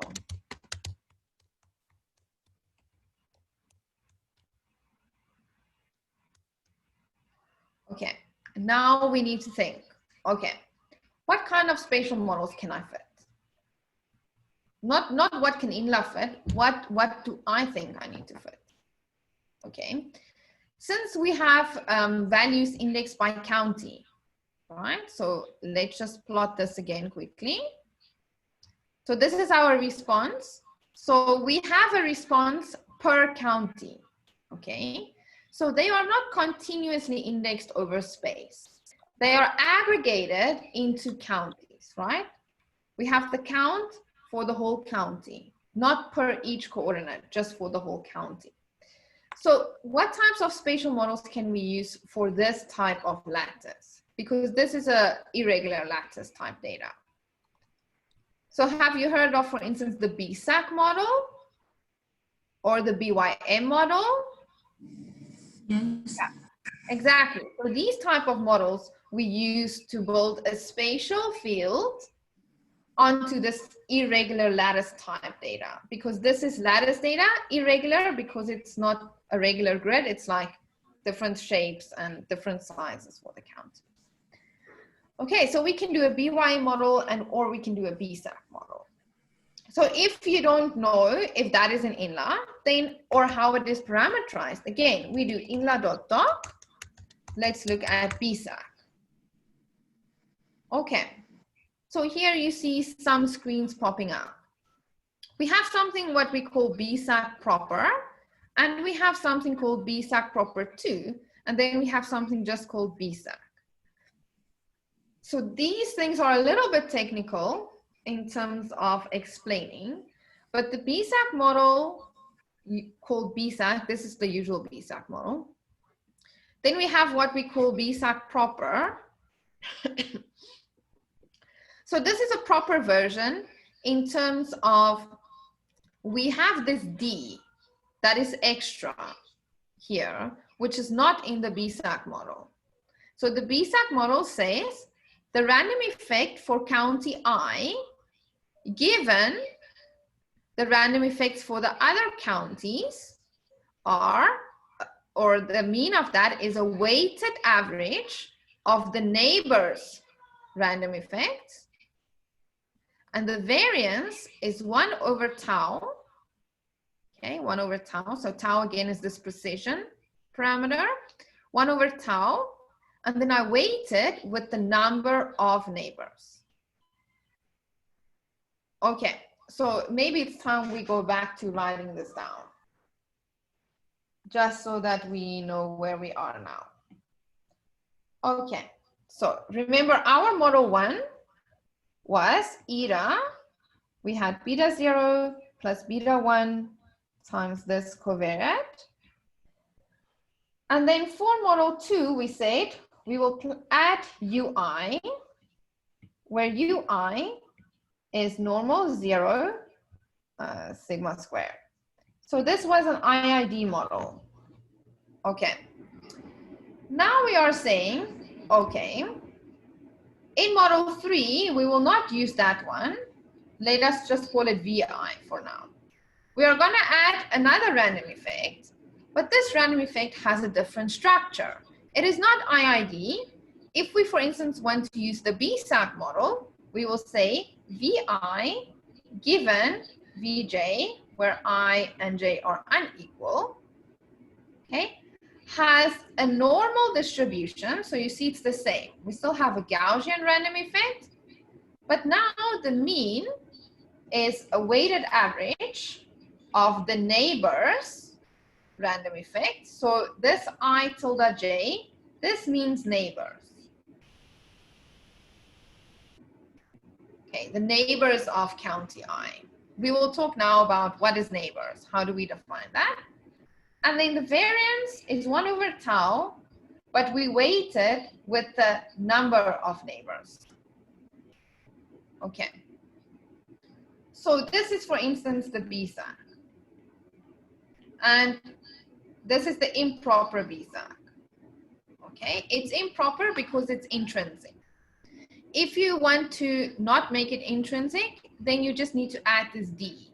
So this D, let me do that in red. So if I add this D over here and over there, the D makes the proper BSAC. Okay, so then it is not an intrinsic model anymore. This is intrinsic. and this is not intrinsic. That is why we have this proper BSAC. Okay, it's proper because this D, it's basically added on the diagonal of the precision matrix to make it like a proper precision matrix. Okay, and not improper. Okay, I know this is technical. If you are really interested in like this type of lattice spatial models, then please go and read the documentation on that. I don't want to waste your time going into the technicalities of that. But let's say now we want to fit this proper BSAC model. Okay. So let me go back to sharing this one. Okay, wait, before I change the screen, any questions on this screen? Can you clearly see the 3 different types of models that we are fitting for this data set? Yes, I think it is clear. Okay, good. Okay, so now let us go and let us fit this spatial model, the spatial Poisson regression model. Okay. So again, super easy. I again copy what I already have because the only thing that will change now is this term. Because I'm just changing my random effect. I'm not changing my data. I'm not changing my fixed effects. And let us call this result 3. Okay.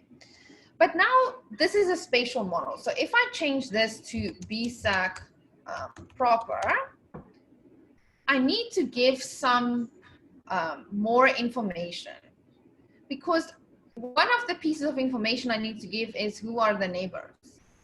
So remember in the formula we just had, the green part, we said we use our neighbors and then our mean is a weighted average of their means. Okay, but who are our neighbors? So, well, most of you would know that mostly the neighbors are the I want to say the irregular polygons sharing a boundary with you. This is a very common way to assign neighbors.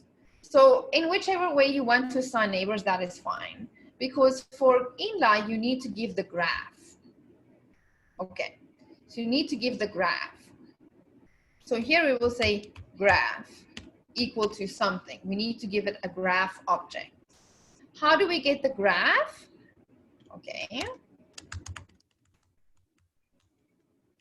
So this is not INLA. This is something else we need to do. How do I get the graph? Okay. Now, I already have this data set, nc.sit, which is a spatial polygons data frame. So it is quite easy to then get the neighbors from this. So what you can use, let's go to nc graph.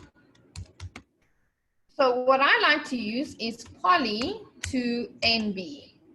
So this goes from this spatial polygon to neighbors. And then you just say nc.sit. Okay. So this produces a list, sort of a list of neighbors. Okay, so we can run that part just to see what we get. So remember we had 100 counties, as you can see here. And if we look at this, it will tell us. So for county number 1, the neighbors are county number 2, number 18, and number 19. Okay, so county number 1 has 3 neighbors. These are the numbers. Okay. So there you can get all neighbors for all counties. Now what we want to do is we want to put this into a matrix form that INLA will understand. Okay, so what we can do is we can say nc graph mat, just to put it into a matrix, and then we will say let's go from the neighbors to a matrix. So we just use this one. Oh, not at, sorry, to. And here we will put in the list we just got now, and then we will have a style. So this can be W or B. So W will assign weights to the neighbor. So you can here choose if you want a bigger neighbor, like a neighbor with more area to add more weight to the average or whatever. If you want all neighbors to have equal weight, or if you say just B, this will just be ones and zeros. 1, it's a neighbor, yes, 0, it's not a neighbor. So let us run this and look at this. So here, if you look at this, you will see now we have neighbor 1, not neighbor 1, county 1. So let's say this is county 1, okay, the first row. We have 100 other counties, okay? It's just printing a couple, not all of them. Every time there's a 0, it means it's not a neighbor. Every time there's a 1, it means there's a neighbor. So remember from our list, for county 1, we had 2 was a neighbor. So here we have 2 is a neighbor. Also, 18 was a neighbor. So let's go to 18. We see, yes, 18 is a neighbor, as well as 19. Okay, so it's the same information, but INLA needs this in a matrix. Okay, so that is why we put it there. It's the same information. And this is what we need for our graph. Okay, now what we will do is we will just sort of renumber the counties. Just because in here, the counties are now numbered 1 to 100. Okay, and if you remember in the original data, it was like 1825 and then 1827, etc., etc. So now it's a little bit hard to keep track. So we will just renumber them. So let's call this county ID 2. Okay, and this will just be 1 to 100. So we just make them 1, 2, 3, 4, 5, not this 1, 8, 2, 5, blah, blah. And if you really need that, after the analysis, you just match it back. Okay, so let us add this to the data set. Okay, and now we can add the graph. So this graph is called NC graph matrix. Okay, and then we have this option, scale.model.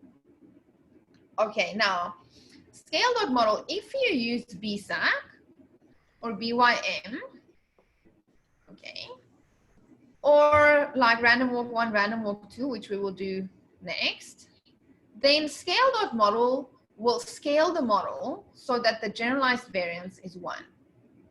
Okay, and this is needed because of the fact that it's an intrinsic model. So an intrinsic model basically means it's not modeling the level per se, it's modeling the change in the level. So if you are at a level 1000, then to go to 1001, it's just 1 above. If you're at level 0 and you go to 1, it's the same. The BSAC model sees this as the same thing, going from 0 to 1 or going from 1000 to 1001.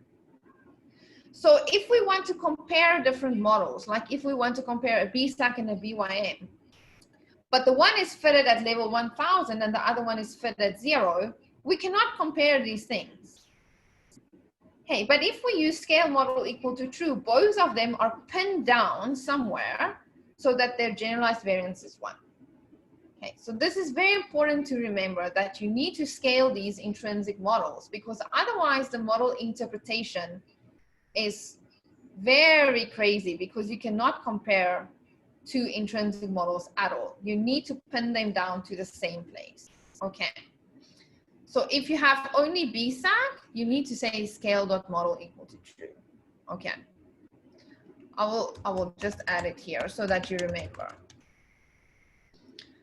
Okay, I think that is that. So we added the county numbers. So now we can run this model. Okay, just gives this warning. It's okay. Don't worry. Okay, it doesn't like me to add this because it's not used. So let me maybe just say here to add it. remember scale.model equal to true for intrinsic models. And this is also very important if you want to compare INLA with, for instance, MCMC. If you're using intrinsic models, it is almost impossible to compare them because you have no idea at which level the MCMC is running. Okay, so it's just a note, this is not an INLA thing. This is like a statistical thing to think about, to remember. Okay. Okay, so now we run that part. Oh, wait. Oh yeah, remember we changed this to 2? Remember? So we have to change it to 2. I forgot. So remember we defined a new index because this is 1 to 100 in the graph. And county ID is not 1 to 100, it's 1825, 1827, blah, blah. So it doesn't correspond to the graph. So that's why we renumbered it, but then we have to remember to change it here, which I did not change. Okay, and then we will look at the summary of this model. Okay, so you see it's done very quick.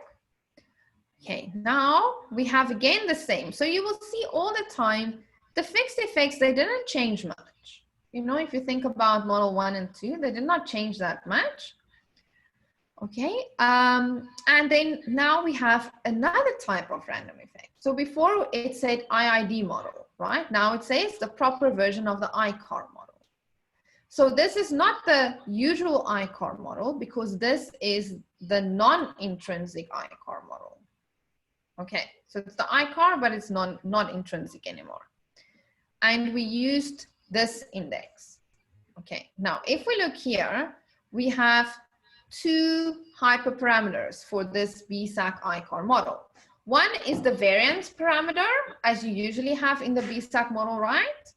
Those of you who work with spatial models, you always have this variance parameter. And since we have the proper version, we have this extra diagonal one.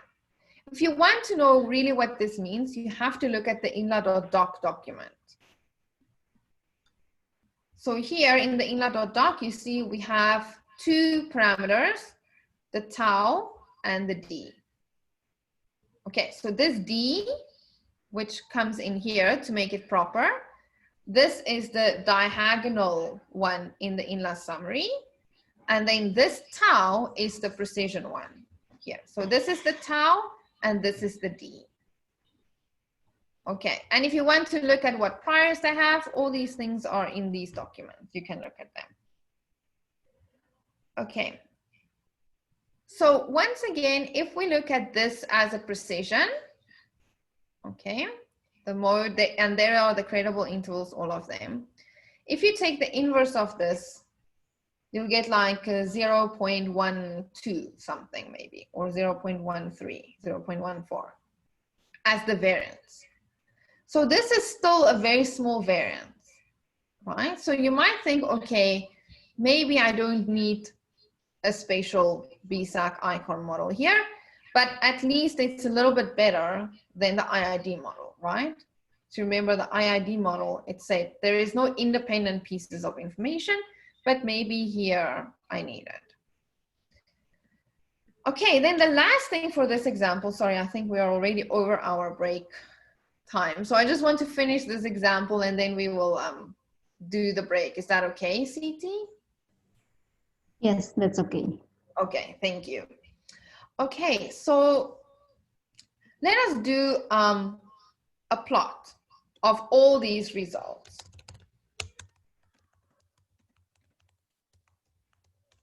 Okay, so we already plot the data, right? Yeah, there we have the data plot on the counties. Okay, what we can also plot is we can plot the neighbors. So sometimes this is very nice in an article to add. Let me actually add it here where we did the neighbors. Plot the neighbors.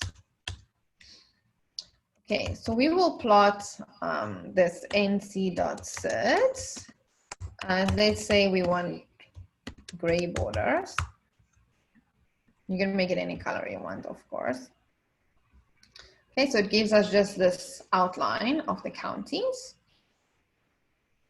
Okay, and now I want to have the graph. Okay, so let me say I want to plot. And I called it, what did I call this again? I called it NC graph. Yeah, NC graph.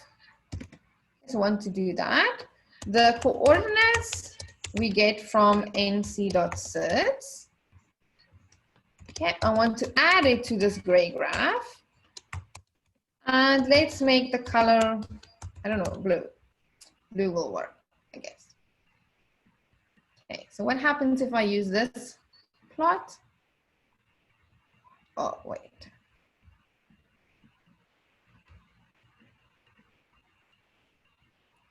So there you have your neighboring plots. So here you can see how each county is connected to each other county. And if you look carefully, you'll see it's exactly those that share a border.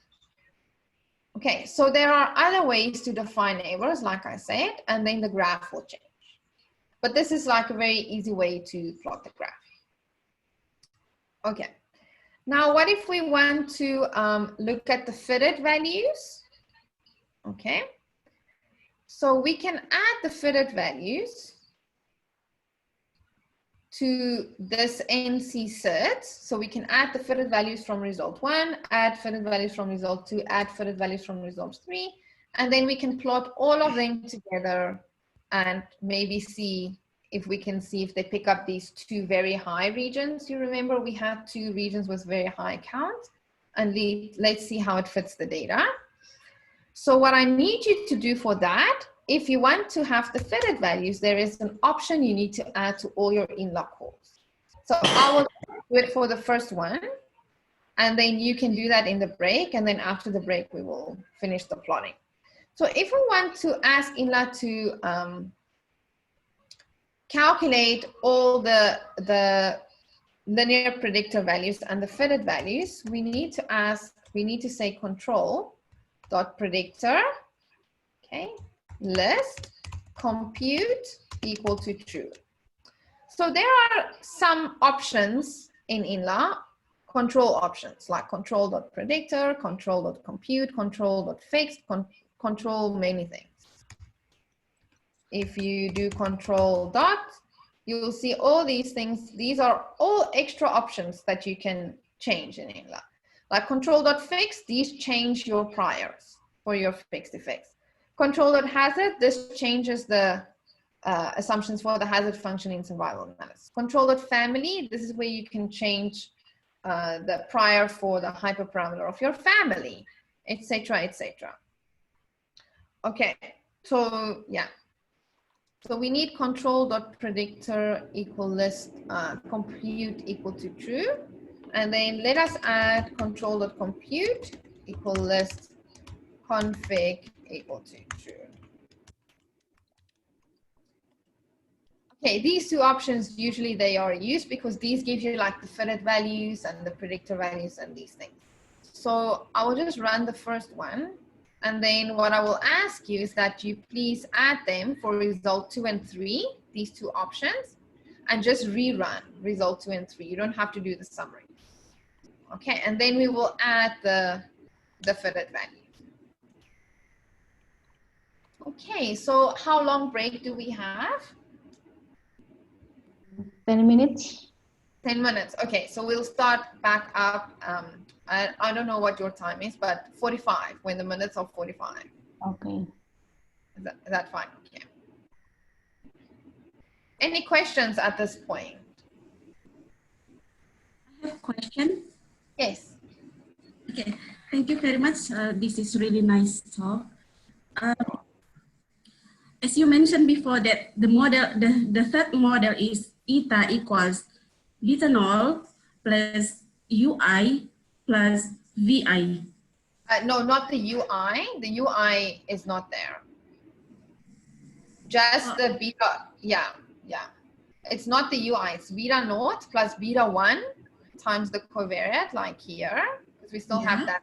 That's beta 1 times this, plus, and this gives us the VI. But if you want the UI and the VI, this is the BYM model, right? That's my question actually. Yeah. What do you mean by BZAC? BZAC and BYM is different, right?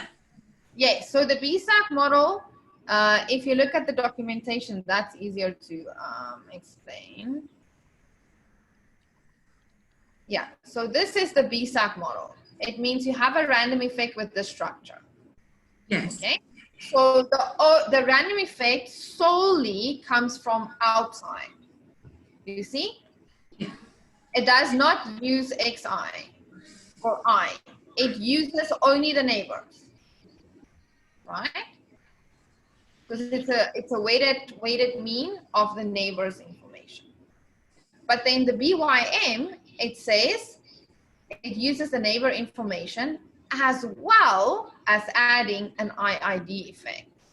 So if we look here in inla.doc, BYM, yeah, here you see. So now what we have is we have the V, which is the BZAC or the U, BZAC model U, as well as the IID model V. So we are saying there is something inside the county that is random that we are not capturing, as well as information from my neighbors that I need to capture. So those are the difference. Yeah, so actually because I use frequently Leroux model, which is only VI. So I'm confused that what's actually the difference between BZAC model and Leroux model, because BZAC here is only use VI, it's not UI plus VI, right? Yeah. Yeah. So the Leroux model, it has this special type parameterization, right? Yeah.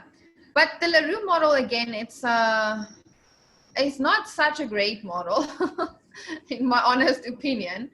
But if you want that type of model, there is a model that is in INLA, which is properly implemented, and that is called the BYM2 model. So let me find the documentation for you there. Sorry, let me just get that information for you. Because that is the one you should rather use.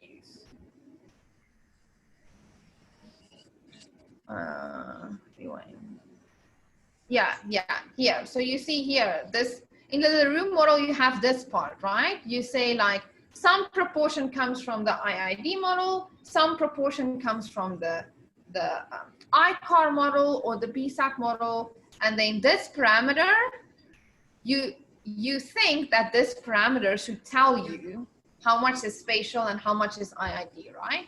But in the Leroux model, again, because it doesn't have this proper renormalization, it's actually not doing that. So if you want to have this model, which will tell you, based on this parameter's value, how much of the random effect is spatial and how much is just IID, then the BYM2, this is the proper model to do that. So this is exactly the same, it answers the same question as the Leroux model, but it gives the correct answer. The BYM2 model. So in INLA, it's called BYM2. Okay. Can I still have one question? Sure. Okay. So I don't understand what do you mean by saying that we can't compare intrinsic model. Yeah, okay. So the problem with the intrinsic models are that if you,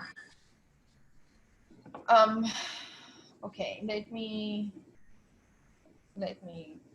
sort of write it on this one. This is a very, I mean, it's a very difficult question to answer. So I will just give sort of a very sort of easy answer, no mathematics there, but you can read on it. But basically, so for an intrinsic model, if you have a model like, because remember it's a random effect, right? So it's just adding or subtracting something from the main sort of fixed model, right?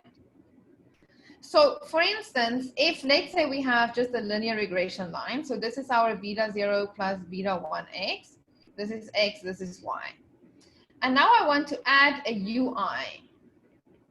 So now my model will be something else, right? Because for each point here, or each one will now have their own line. Like maybe this will be beta 0 plus beta 1x plus u1. Maybe u2 is negative. This is how it will look, etc., etc. Okay.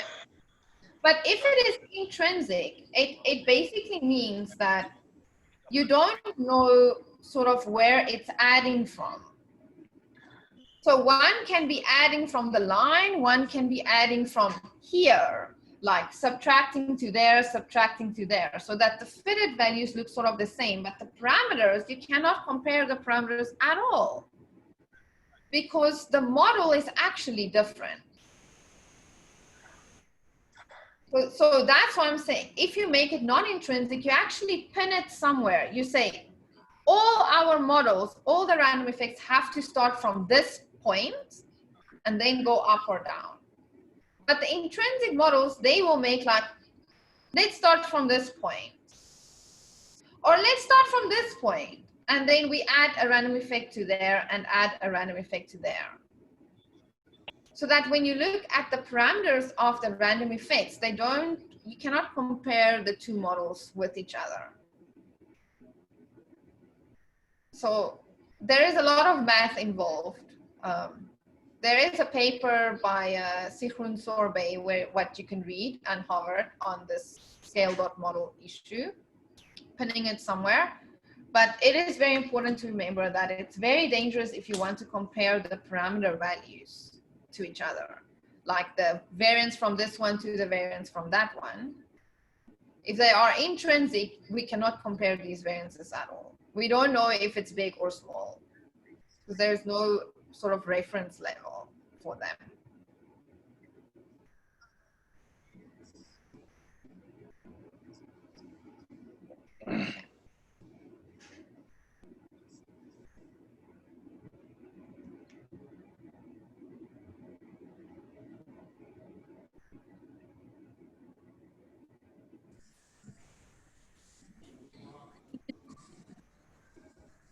Okay, is there any question, or should we take a break? Okay, I think we can take a break, and I only say thank you for the presentation. Very nice. I have no questions. Yeah. Good. You're welcome. okay, we will start the second session at 2:45. Oh, it is now. Janet, are you okay? Or you need some break? No, I'm okay. Maybe can we take like a 5 minutes break? Okay. Just 5 minutes. Okay. So 50. Okay. Thank you.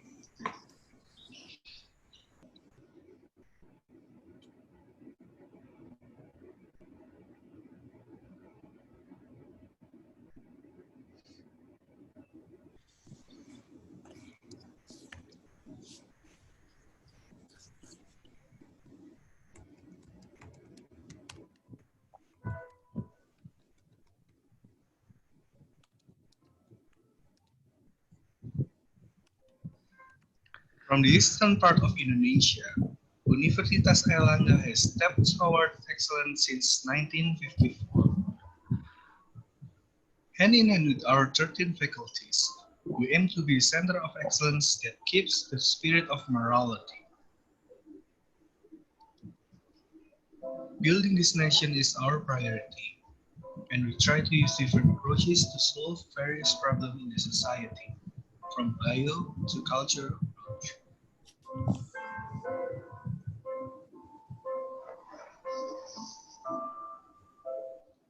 We understand that poverty is still deeply embedded in the society. We understand the burning desire for equal opportunity and good quality in education. We also understand gender equality is still a problem, and the environment needs our action. We realize that health is the most precious gem in life.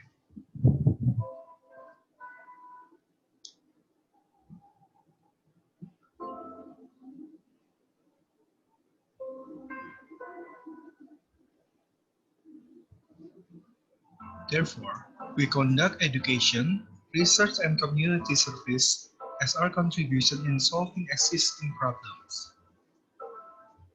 Health is one of our priorities. Thus, we aim to be a national health science center. The Infectious Tropical Disease Research Hospital is conducting various research to accelerate the eradication of diseases.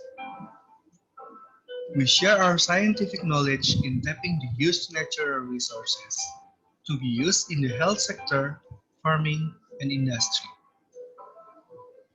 We preserve native cultures using scientific approach as a way to upgrade the quality of Indonesian human resources and create nationalist yet globally competitive workforce.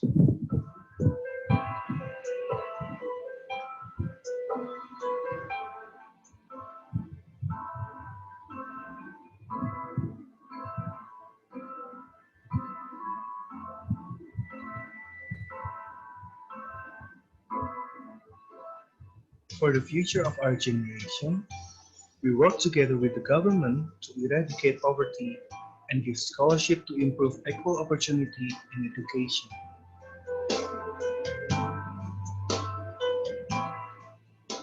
We educate excellent students and give them the understanding of values and morality, thus creating a well-equipped and balanced generation.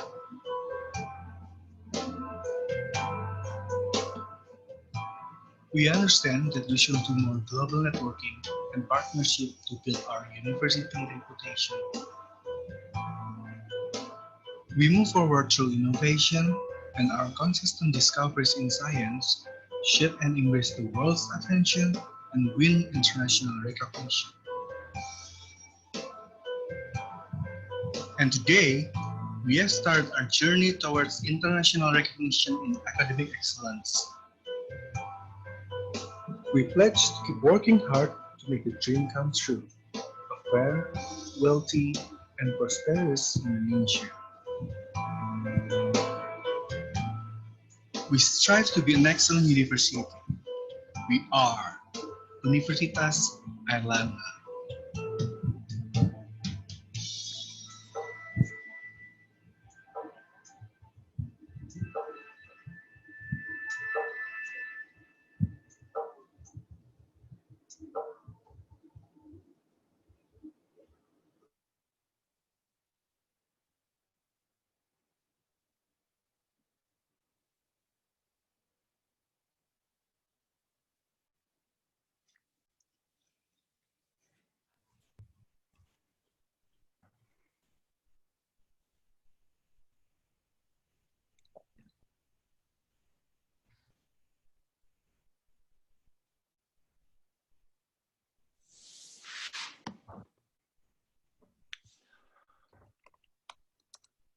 Okay, Janet, can we start the second session?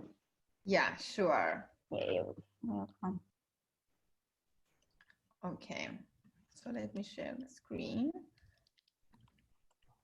Okay, so like I said, we now have these three models. I saw there were some, I just went through the chats quickly. Someone asked about this under dispersion, over dispersion. So it's the same thing, right? It just depends on the value of the random effect, if it makes it less or if it makes it more. So it's still the same idea. Okay. So maybe at the end we can also discuss, like I saw some questions about Jeffrey's priors and these things. We can discuss these maybe later on if that is okay. Okay, so now let us look at the results, because now remember we looked at all the summaries, right? So we can write down the model, like we can write down the value for beta 0, and we can write the value for beta 1, and we can write the value for the variance of the random effect and all these things. But we need to at some point look at the observed data versus the fitted values, right? Because that can always show us, okay, the model fits the data or not, you know? This is one way to see what is going on. And this example is really nice because this is spatially indexed data. So we can actually make the map of the response variable or the data, and then we can plot the fitted values also on the same map and then see how they correspond. So again, remember, we only have one spatial model. Model 1 and Model 2 are not spatial models at all, even though we are plotting them on a map.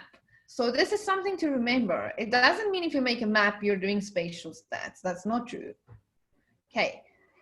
A map is just, instead of a Cartesian line or Cartesian area, now we have a map. It doesn't mean we are doing spatial models. To have a spatial model, you need a spatial model component like the PSAP or the BYM, etc. Okay, so only Model 3 is a spatial model. The other two are not. So how we can plot these, it is very easy. All we need to do is we need to add the fitted values to our original data. So we will say nc.sits, which is our data set, $. So we will add, let's call it fit1. So we'll say these are the fitted or predicted values from Model 1. So we will use result 1. Okay, where you can find them is $. So remember this result 1 sets, this was the R-INLA call. So there are many things inside it. If you just use the $sign here, you will see all the things inside there. This is the marginal log likelihood for that example. So if you want to do model comparison, here you can find the AIC if you asked for it. Yeah, you can see there are so many things here, okay, that you might need. So what we are looking for is fitted values, okay? So we will say summary.fitted values, and you can even get the credible interval for the fitted values. So for now, we will just use the mean, the posterior mean. So this gives us the posterior predictions of the counts of the infant deaths. But you can also make the credible intervals by taking the lower one and the upper one, etc. Now, one thing we need to remember is we have this offset. So we need to put this offset back. Okay, because remember we said the model should have these values as offset. Okay, so this is again not an R-INLA thing. This is a statistical model thing. Okay, the linear predictor is this part, and then here we have the offset. So you can just run that part, so it will add fit1. Okay, and then we need to do it for the other as well. So let's add it for fit2 and for fit3. Okay, it's the same code.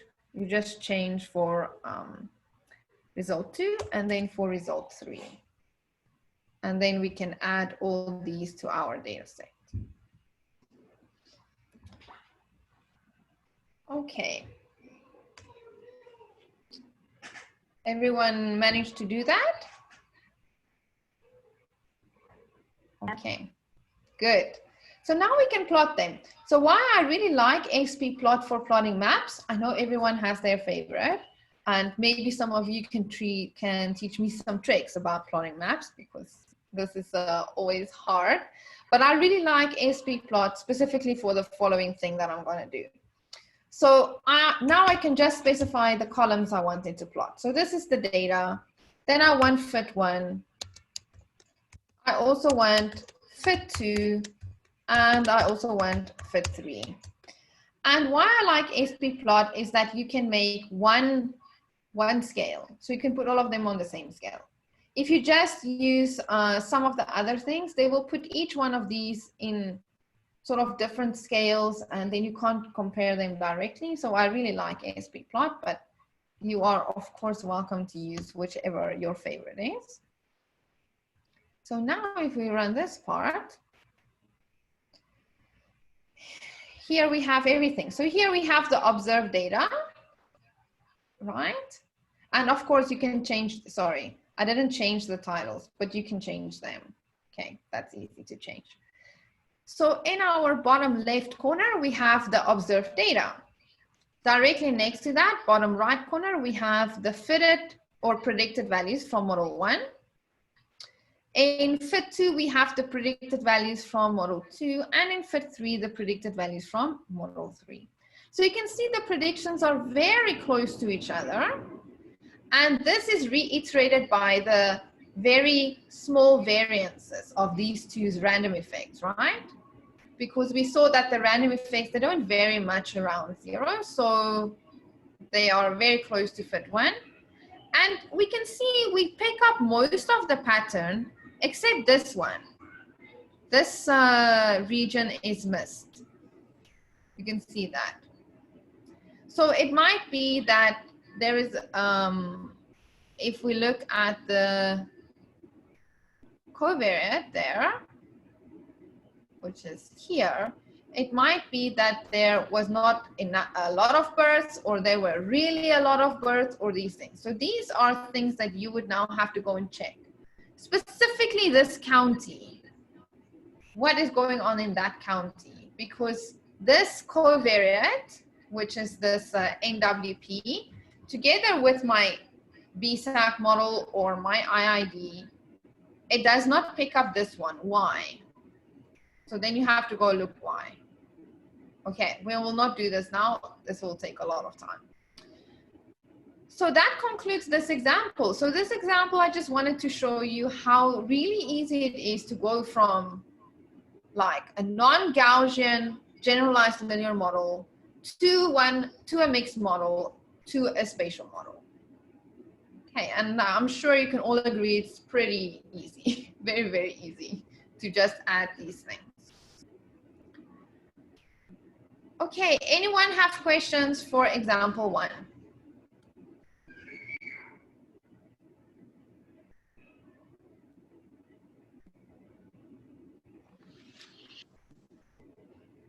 Okay, so should we continue to example 2? So in example, yes. Can I ask something? Sure. I have 2 questions for you, Janet. First, usually before we build the model with the random effect using ID, I usually make a box plot by category or ID. Then I can convince myself to build model with random effect. And for model 3 that consists of random effect with BSEC, yes, BSEC or BYM, how we can do a pre-modeling using maybe subtract the value from the residual or graphical method or something. Can we do that? Yeah. And yeah. So of course, I mean, like the usual methodology holds, right? So if you have data, like here we had Poisson data, we assumed it was Poisson. And then when you subtract the trend, which is this fixed effects, then you expect the errors to have some distribution, right? If you see they do not, then you need, of course, something else in your data, in your model, sorry. So all these ways of pre-working the data, yeah, they still hold. So INLA is not, INLA itself, it performs Bayesian inference. So how you decide on your model is still based on your statistical expertise. INLA does not decide which model you need to use. You decide which model you want to use based on residual analysis, based on your expertise, etc. And then you use INLA to fit these models. Now, the nice thing about INLA is because it is so quick, we can do multiple models. Like in this example, we said we will start with the most basic model, make sure our fixed effects are meaningful. And then let us think, let us use our brain and think, do I expect an IID effect? Do I expect a spatial effect? Like these things, you know, we use our expertise on this. And then we say, okay, well, let us try and see what the effect is on the fitted values. Because the predictions are what is used in practice, right? People build models to make predictions or to explain phenomena. So if we look at what our models say, they say very much the same thing, right? So for this specific data set, personally, I would say there is no gain in adding either the IID effect or the BSAC effect in this specific data set. Well, maybe I could have done things before I ran the model to check this. But because INLA is so fast, I can do all the models, I think, and then see. But of course, if you need to write an MC sampler for each model from scratch, you really have to make sure before you start. But how you decide on your model, this is still based on your statistical expertise. INLA's not going to tell you which model. You decide, and then you just use INLA to fit your model. Does that answer your question? Sorry for the second question. In our example 1, can we choose the best model? Yeah. And, yes. Sure. So, for instance, the base model based on what criteria? Do you want to have more accurate prediction? Do you want the largest marginal log likelihood? Do you want to use DIC? Do you want to use AIC? Like these, these things you need to decide what criteria you want to use. But in INLA, you can have, for instance, for result 1, we have the marginal log likelihood for each one of them. Let me just get them. So for result 1, we had -226, right? And then for result 2, so you can compare them. We had basically the same as we expected, because we saw the random effect is estimated basically at 0 because it has a huge precision. So basically 0 variance. Result 3, which was the BSAC model, it was -225. So in terms of marginal log likelihood, this is 1 unit better, but from -226 to -225, this is really practically there's really no difference.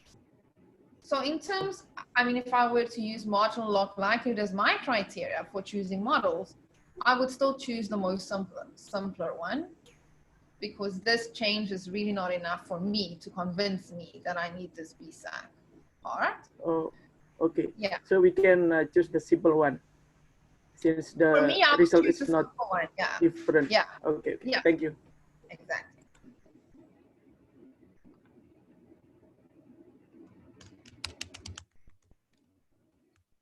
Okay, so let us continue to example 2. So in example 2, this example shows how we can do temporal and spline models. Okay, so example 1 was GLM, GLZ, and with random effects. Maybe you can even add spatial BSAC model, just so that you know what we did there. Okay, now in example 2, we're going to use another data set. It's called the air passengers data set. So this one, you can run this chunk. You have this code already. And if we want to know what the data set is about, we can just look for it here in the help, and then we see here the description of the data set.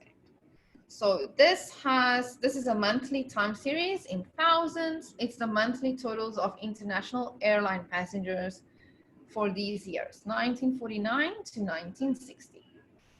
Okay, so this is the raw data So here you see, okay, it seems like every year, because each one of these is a month, right?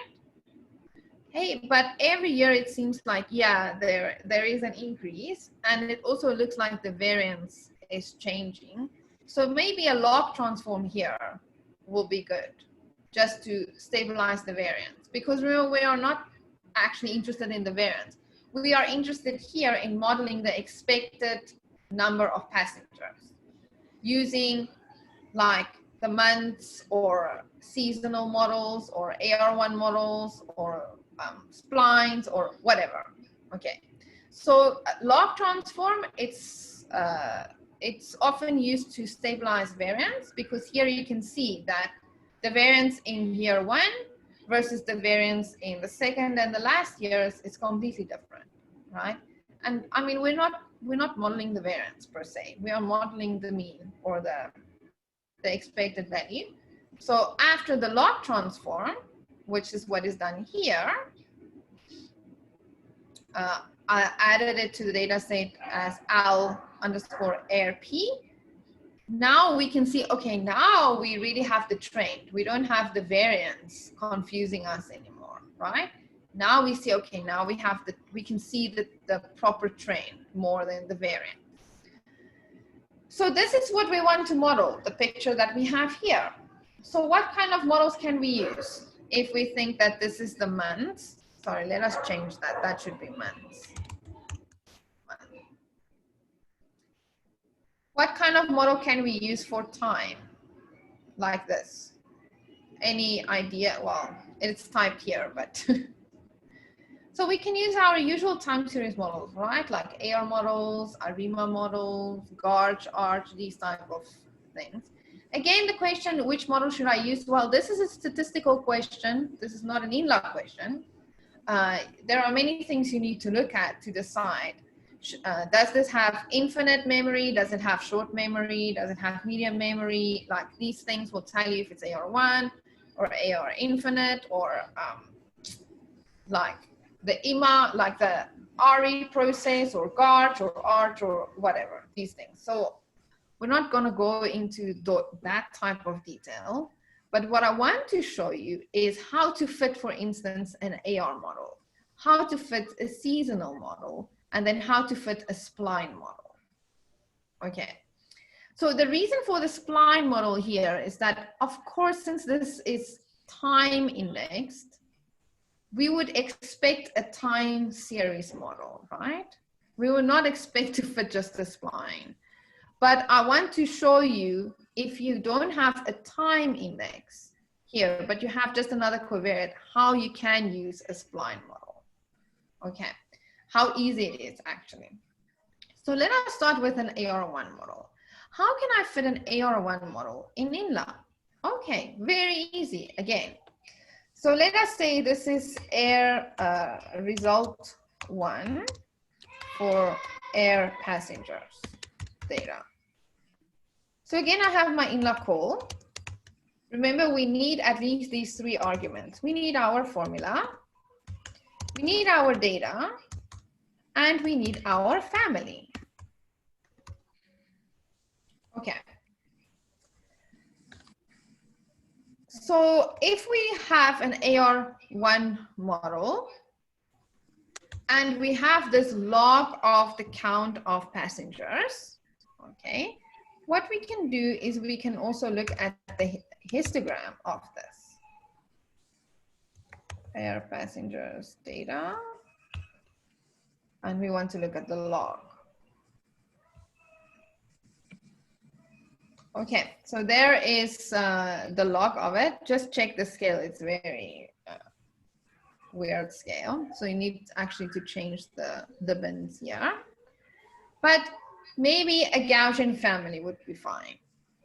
Okay, whichever family you decide, that is fine. You use that family. Okay, well, I'm not gonna go into detail now about this family type thing. Okay. Formula. So again, we have the same thing. So what is our response? It is the log of the count. Okay. The reason here we take the log of the count, whereas before we used the log by itself, is the counts we had before were low. They were like 0, 1, 2, up until 50. But here the counts are like in thousands, like very, very big. And we could see the variance component sort of hiding the trend. And we don't want to end up in a situation where our model is trying to compensate for the variance. Okay. So it's not to say that you should never take the log transform. You can or you don't, but you have to check that statistically it makes sense to do the transform or to not. Okay, there's no clear-cut answer. So that is our response. Okay, and now what will we do? So we will add, let us take away the intercept, and we will add here as a covariate. So the reason why we will add here as a covariate is because when we looked at this plot,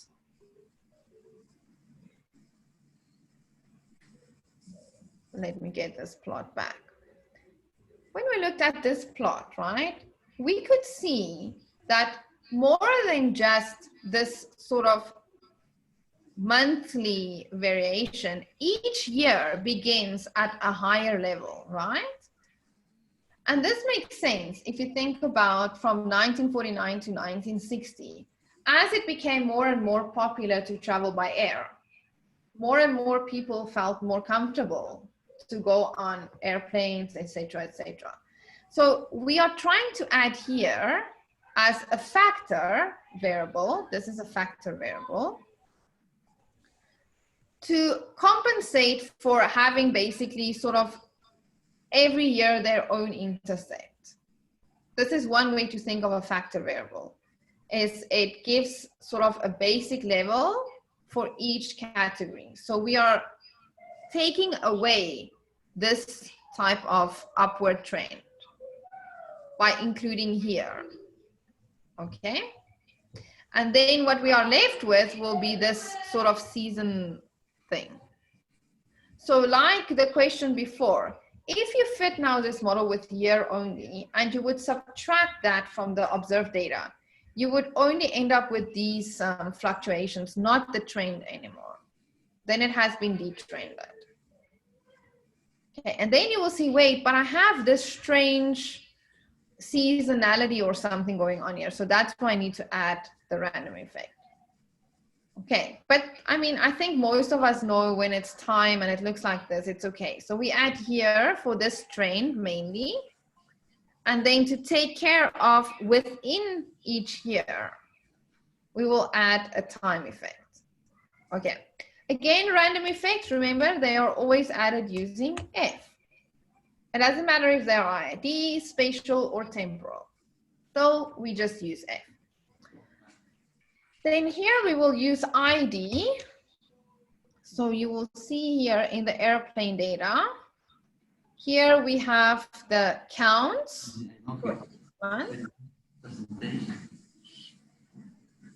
Here we have the year. So you will see the year is 1949, 12 months of 1949. Okay, and this is just the ID variable. And here we have the log. Okay, so we will use ID for the AR component because we want observation 11, the random effect at point 11 to depend on the random effect at point 10 for an AR1 model, for instance. So that is why we need to use ID that goes from 1 to 144. Okay, and not month or year or whatever. Okay, so that is why we use ID. So let's close that one. Oh, ma'am, could I ask a question? Sure. Yeah, thank you for the opportunity. Well, my question is it applicable if the program is applied for regression with V response? If the answer is yes, how can we do that? Then what things must be considered to make the program? Thank you. Sorry, just repeat. I couldn't hear the first part of the question. Can you repeat that, please? Oh, yeah. Is it applicable if the program is applied for regression with B response? If the answer is yes, what can we do with that? And what must be considered to make the program? Okay, with what kind of response? B response. Yeah. I'm not sure what you mean with B response. B response is like when we have two responses. Oh, Yeah, when you have multiple, yeah, that is called a joint model, right? Oh yeah. So you can do that. Yeah, you can do that in INLA. There is specifically one paper on the archive, and it's almost published in JSTAT software on joint models. So you can have multiple responses and each have their own, like you can have a Gaussian one, a discrete one, a survival one. You can have multiple responses and model them all together. They can share covariates, they can share random effects, etc. Yeah. So if you want that, it's basically send me an email and I can send you the references for that, because that's quite technical. All right. Thank you so much, ma'am. You're welcome. Okay, so we have our index here, ID, and then now we have to again specify the model, right? So we had IID before, we had BSAP, BYM, blah, blah, those things. Now we just have AR1. And by doing this, we have an AR1 model. This is how easy it is. So you see, it's exactly the same structure the whole time. It is just changing this word. Changes the entire model. Okay, so the data, we have airp.data. Okay, that is what I called it. Family, we put Gaussian. Okay, now here I will show you how to change, for instance, the prior for the hyperparameter of the AR1. So if we want to know more about the AR1, let us look in inla.doc. So here we have the AR1 model. Okay, so this is how it is coded in INLA. So X1 has the normal 0 with this variance. Then each Xi conditioned on Xi minus 1 has this structure, right? This is the usual AR1 model. But here we have two parameters. One is rho. Okay, so rho tells us how correlated the series is, like Xi to Xi minus 1. And then we have tau here, which has some effect on the precision.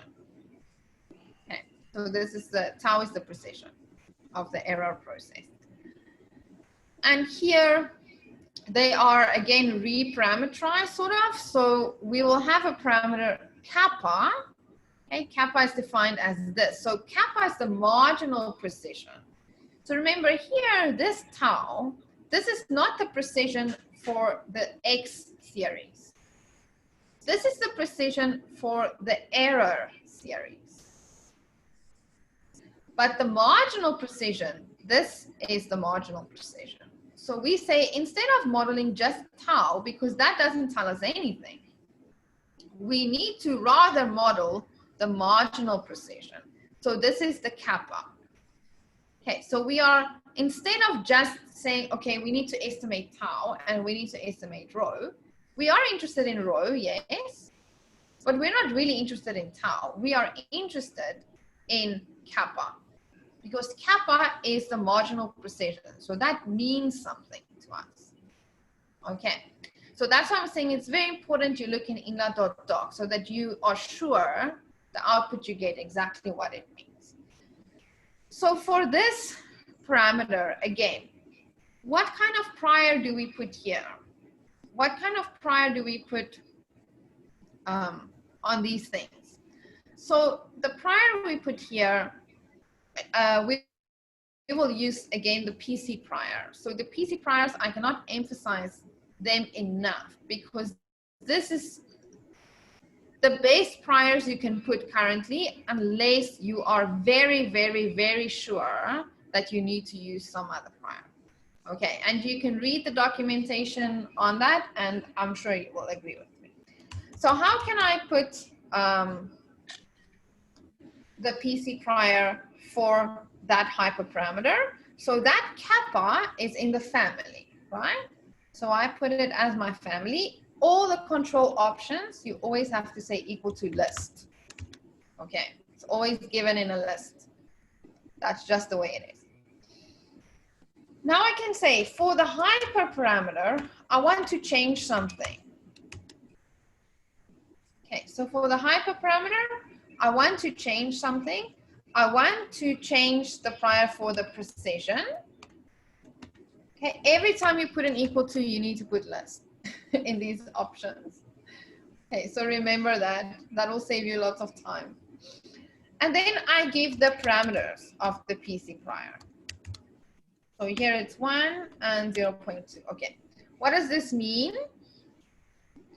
So for that, we can say INLA.doc, let's say PC AR1 PC, I think it is. No.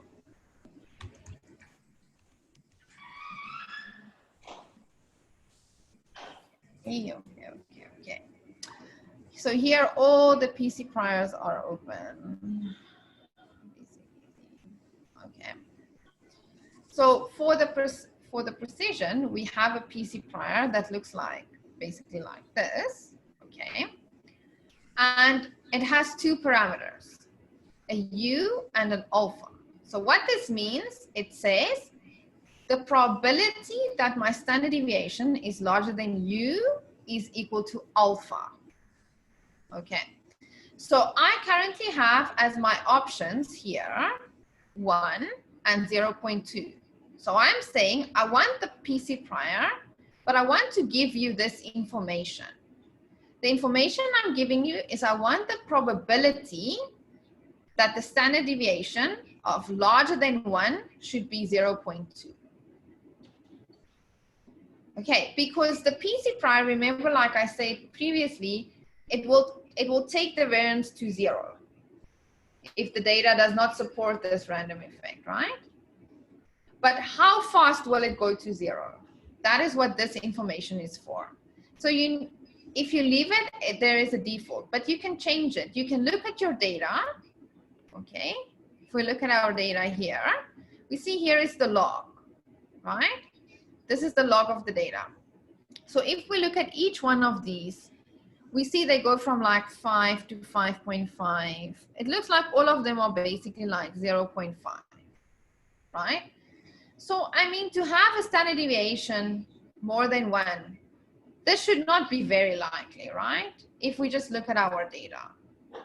So maybe we want to give this information, and then this is the way you give this information. Okay, so it's not needed. This is just to show you how you would change those parameter values for the PC prior, if that is what you want. And then again, we will add this control dot predictor so we can get the fitted values to plot them.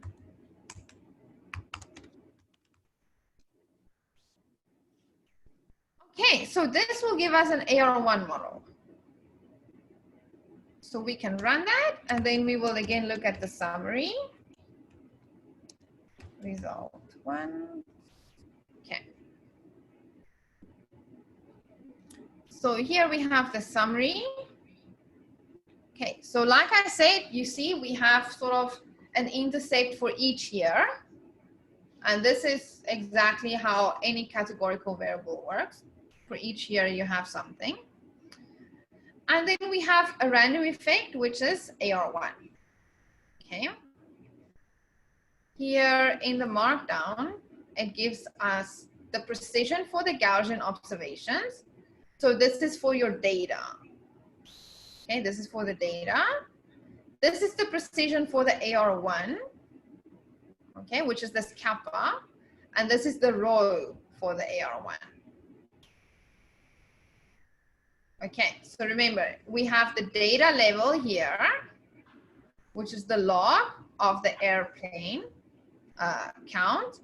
This is the precision for the AR1 effect. So this is the AR1 inside the linear predictor. Okay, so maybe it's best we write it out again so that we are all clear exactly what the model is we are busy doing. Because if we don't know the model, we don't know what we are doing. Okay, so we have log of air passenger count. Okay, now we said it's normal. Okay, we have a normal distribution. Here we have mu sigma squared. Okay. Then we say mu is eta. Okay, because there's no link function for the normal, right? Otherwise we would have this link function. We have no intercept here. So we have like this beta1 vector for the year, because each year has their own.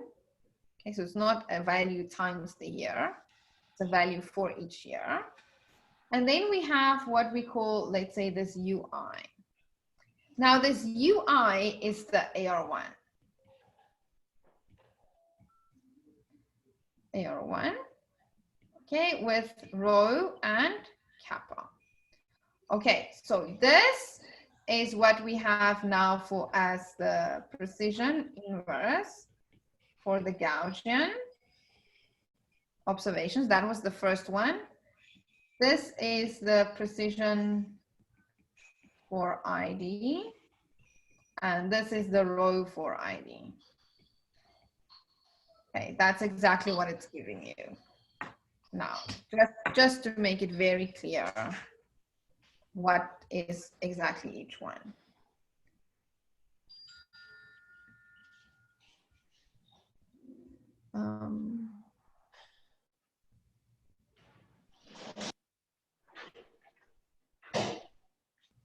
Okay, someone said, can we get INLA code of those functions?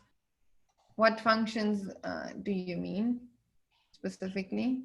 Who was it?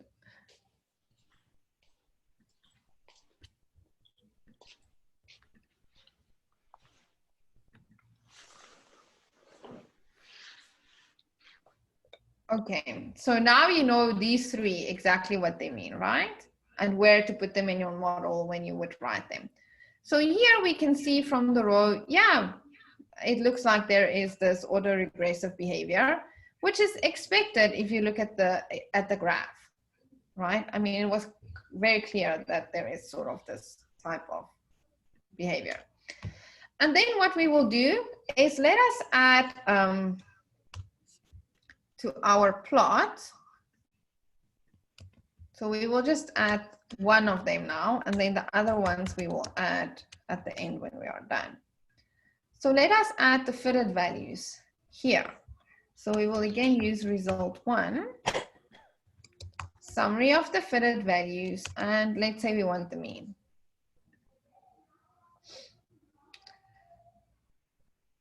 Okay, let's do that color in blue again. And if you want, let us do the interval, the credible interval. So I will make it like dashed, because it's nice if you also have this kind of code for when you need to produce articles or something. Okay. So if we plot that, there we see what our model predicts. So that is the blue, the solid. And then the dashed, this is our 95% credible interval. Okay, so you see it's pretty easy to do an AR model and to get the fitted values and to get the parameters. If you need to go AR1, AR2, AR3, AR4, this is again not an INLA question. This is a statistical question. So you need to go and look at the autocorrelation, like the ACF function and these things, and check up to which order. So AR2, AR3, AR4, they work the same. Okay, so you can do that. What we also see when we look at this is maybe AR1 is not really capturing exactly the trend. You will see when you look at it closely, it's a little bit small, but I'm hoping you have it on your screen also so you can see it better, that we are missing sort of the extreme behaviors. We are missing the really low points and the really high points. It's much more smooth. So one thing we can do, because we see each year clearly has the same type of behavior, is to do a seasonal model.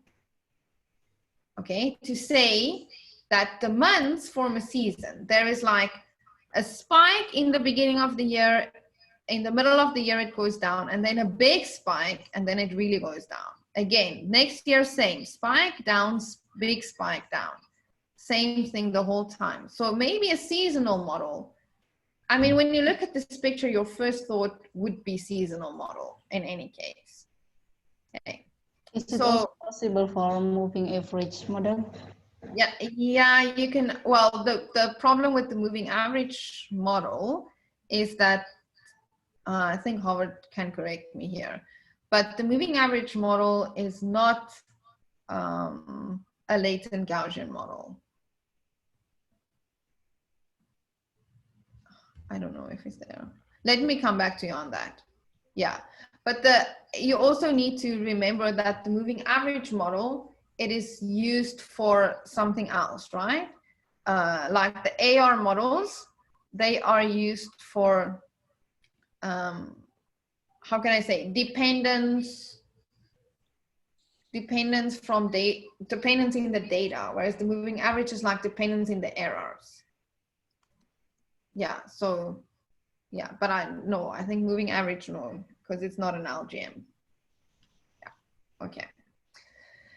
So let us now do the seasonal model. Okay, now this is easy again, because we have the same data, but now we don't want an AR1 component anymore. Okay, what we want is seasonal component. If we use seasonal component, we need to tell INLA what is the length of the season, right? Is it 3 months? Do we want a season that is 3 months long, 6 months long, 40 months long? What do you think would be an obvious choice here for season length? 12. Yeah, exactly. So we are saying there is a season inside every year. So let's make it 12. Okay, so every 12 months sort of has the same pattern, because remember we already detrained by including this. So the trend is removed.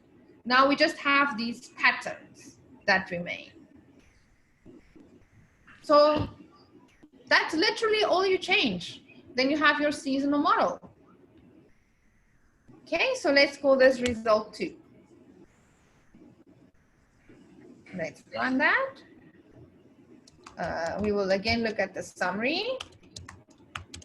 If you want to know more details, you look at inla.doc seasonal. Okay, you will see what is in there. So it's run. We look at the summary. So here we see again the trend of the years, right? It's the same. Random effects here. Precision for the Gaussian, same as before. But now we have just precision for the seasonality. Okay, if you want to know what that means, you really have to go and look at the inla.doc. Okay, not going to do that now, just for time. But we can also then plot the result, right? Because this is actually what we want. So, okay.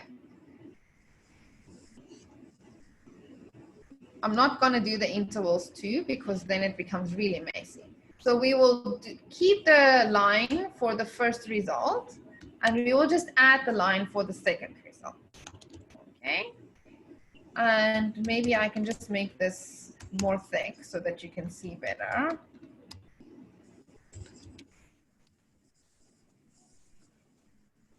Okay, so if we look at the observed data and the fitted values, The black is the observed data. The blue is the AR1, which is too smooth. And then the red is the seasonal model. Right, so it seems, yeah, the seasonal model is more capturing like the two spikes in each one, you see. As we expected, of course. Okay, so now let's move on to our third type of model. Because remember, in the end, these are all types of, like the AR1 is a smoothing model.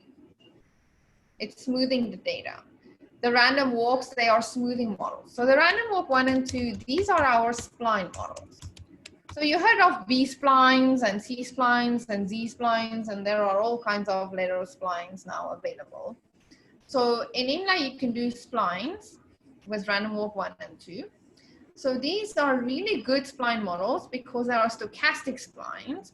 So they're not influenced by knot selection and all these problems you have with other types of splines. You don't have with the splines in INLA because we are not doing deterministic splines, we do stochastic splines. Okay, so there is no like knot issues and this stuff. We have a paper on that also if you want to read about that if you're not convinced. Okay, so random walk 1 and 2. So what are the models? Okay, instead of writing them, I can show you. Random walk 1.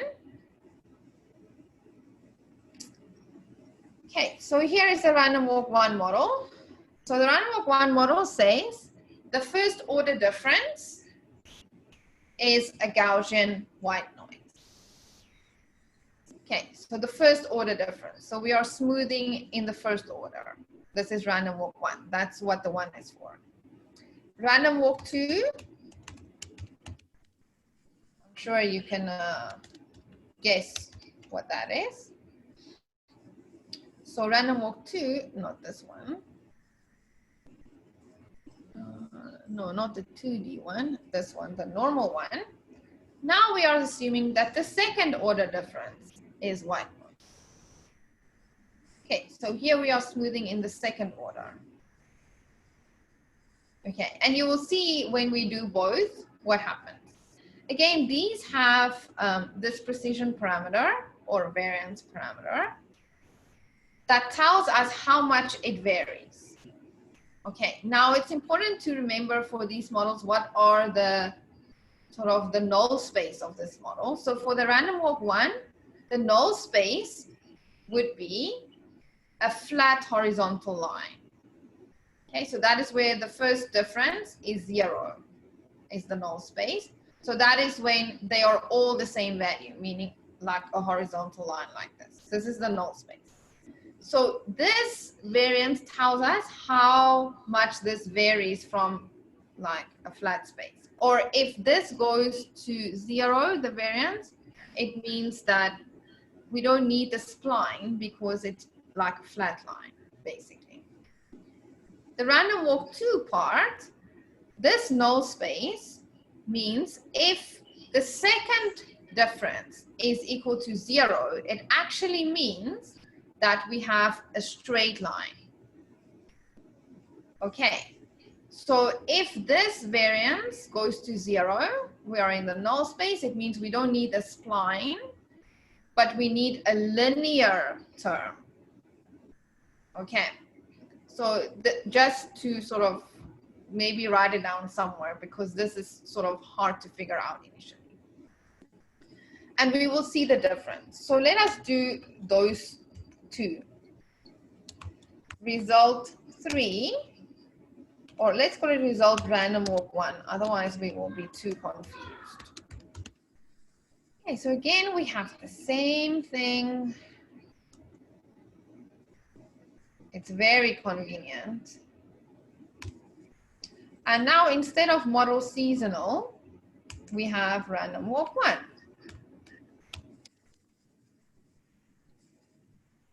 Okay, now remember before when we talked about the BSAP, with these models, it's important to say scale model equal to true because this pins it down to some same value. The value is where the generalized variance is equal to 1. Okay, because we want to compare the models, it's important we do this.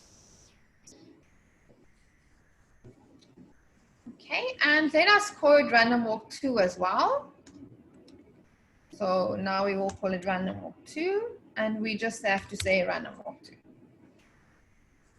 So there we have it for random walk 1 and for random walk 2.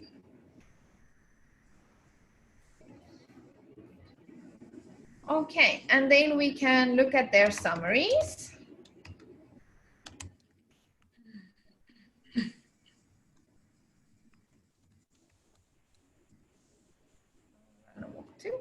Okay, so let us run these two models. So remember, these are not really time series models. These are splines. So this is like, we ignore the fact that it's indexed over time. We are trying to fit a non-linear model. This is what a spline does. We're just trying to model the non-linear way in which the data looks. The random walk, it doesn't act like a time series model per se. Okay. So now we again have the years, so that's not important. Okay, now here we have, again for the Gaussian distributions, and then we have precision for ID. So this is that tau in the random walk 1, which I showed you. Let me get that here. So in the random walk 1, this is that tau, that precision. So you see this precision 7.25. So this is a good precision. I mean, this shows that, okay, there is some smoothing to be done. It's not just a flat line. If this precision goes very big, it means the line should be flat. Okay, so there is some nonlinear behavior here after the detrained. Okay. Now, when we look at the random walk 2, here the precision is very large. Okay. The reason here, now remember, what does it mean when the precision is very large? It means the variance goes very small. So the random walk 2 sort of simplifies to just a straight line. Not a flat horizontal, a straight line. And this is because we included year, right? So we already have the straight line for the years. So it says if we have the information from here already inside there, then this is not adding much to that. Okay. And if we plot these fitted values, you will see exactly what is happening here. It is because the random walk 2 is much smoother than the random walk 1 because it smooths on second order.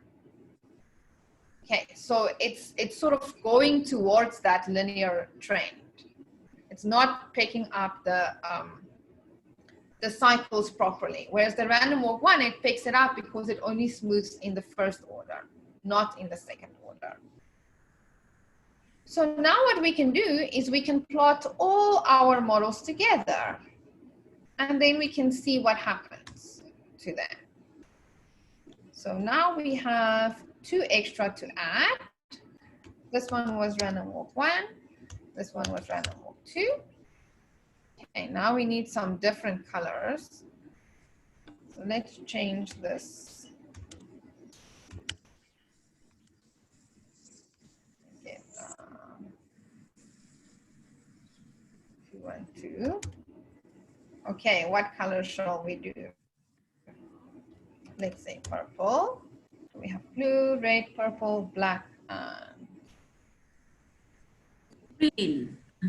Green. Okay, green. Thanks. So now we can plot all our predicted values on one plot. So you see what happens with the green, which is the random walk 2. It smooths away all the variation because it smooths on the second order. And that is why the precision says there is no need for a nonlinear trend because it's actually just modeling this straight line. But when we look at the purple, which is the random walk one, we see it's basically the same as the AR one. Okay, and if you look at the construction of the random walk one and the AR one, they are very similar, right? Because the AR one, it doesn't work on the first difference, but it works on xi minus rho of xi minus 1. Whereas random walk 1 is xi minus 1. So if that rho of the AR1 is large, like in our case it's 0.7, it will act like a random walk 1. So we expect those two to be sort of similar. But for sure, we can see which one does the best job, right? The seasonal model. And of course, yes, go ahead. Can I have one question, Janet? Yeah, sure, yeah, go ahead. Yeah. So in this case, is the first random walk model the same with ARIMA 0, 1, 0? 0, 1, 0? Yes. Because 0, A1. Yeah, because the I is 1. Yeah, I had to think quickly. Yeah, because the row is equals 1 in this case. So it's the unit root process. Yeah, exactly. That is the random walk one. Yeah. Okay, so I mean, this example, of course, when you do this in real life, you would immediately put a seasonal model because you can clearly see you need a seasonal model. But the reason I've added all of them is just to show you how they all work. And if you have like a non-linear trend, maybe not indexed in time, maybe you have a covariate that acts non-linearly, you don't have to go and transform them to try and make it linear. You can just use R-INLA, use splines, and it'll work. So we don't have time for example 3. This is continuous spatial models, but I will complete the example for you and I will post the completed one and you can work through that if you really want to, if you work on continuous spatial fields. But I think that's that for me, and then Haavard can wrap it up, or if there is more questions for me. Okay, I have one question for you, Janet. Yes. Do you have an idea to deal with the data with volatility clustering using INLA? Yeah. So volatility models. You mean like clustering models, like mixture models, or? I mean volatility clustering, the data which contains volatility clustering. Yeah, so but what kind of statistical model do you use? Do you use a mixture model to get your clusters, or you assign the clusters before, or? It is like a time series model of GARCH. Yeah. Yeah, maybe I can drop in. Yeah, drop in, sure. So there are models to do what's called stochastic volatility models. So this GARCH is very kind of very close to like a deterministic model, but we have these stochastic volatility models that can be used. So there are there is an old paper on stochastic volatility and using INLA. Yes, I can send you the reference if you're interested. You find it. There is a European Journal of Finance something many years ago. Yes. Okay, thank you. Yeah, so there are different from stochastic volatility with normal, with student T, and some other distributions. Yes. So they are available. So stochastic volatility is like time series model, but there is a time series in the variance, or the log variants have a time series structure. Yes. Thank you, Professor. Yeah. Any other questions from the participants? I still have one question. Okay. It's okay? Yes. Yeah. Okay. in this data, passengers data, we choose transformation is logarithm, right? So my question is, how do we decide what kind of transformation should choose? Yeah, so that question has many answers. In this specific data, because we are trying to model the mean, and when you see this type of picture, you can see that the variance is sort of going all over the place. And if you're trying to model the mean, you will not capture really like the seasonality and these things, because the seasonality now looks different just because the variance is different. So a log transform is many times used to sort of stabilize the variance. So that was the reason for this specific data set. But there is huge literature on transformations and which one does what and these things. But in this specific example, we wanted to capture the time series element of the data and not like the variance inflation. I don't know, does that answer your question? Okay. Good. Okay, thank you, and thanks to Janet. I'm very happy Janet do these tutorials instead of me. She does it so much better. Yeah, but okay, so I'm going to share my screen with you, and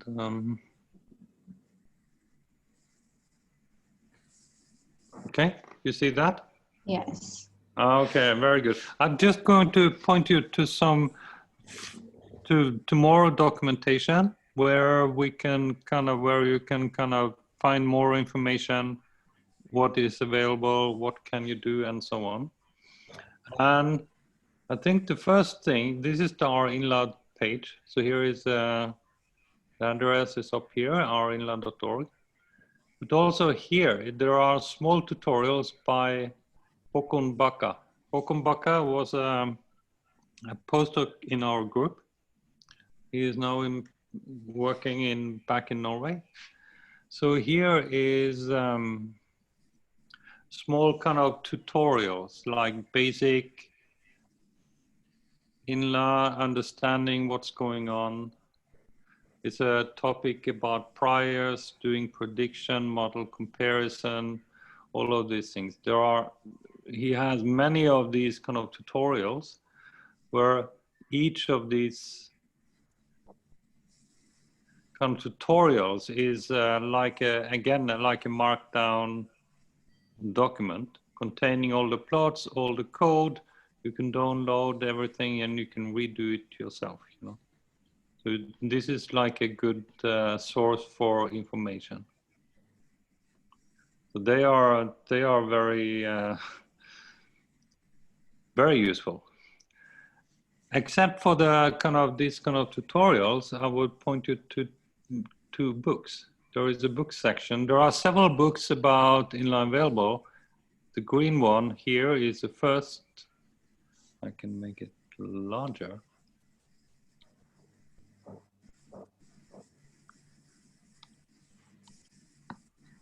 Okay, let me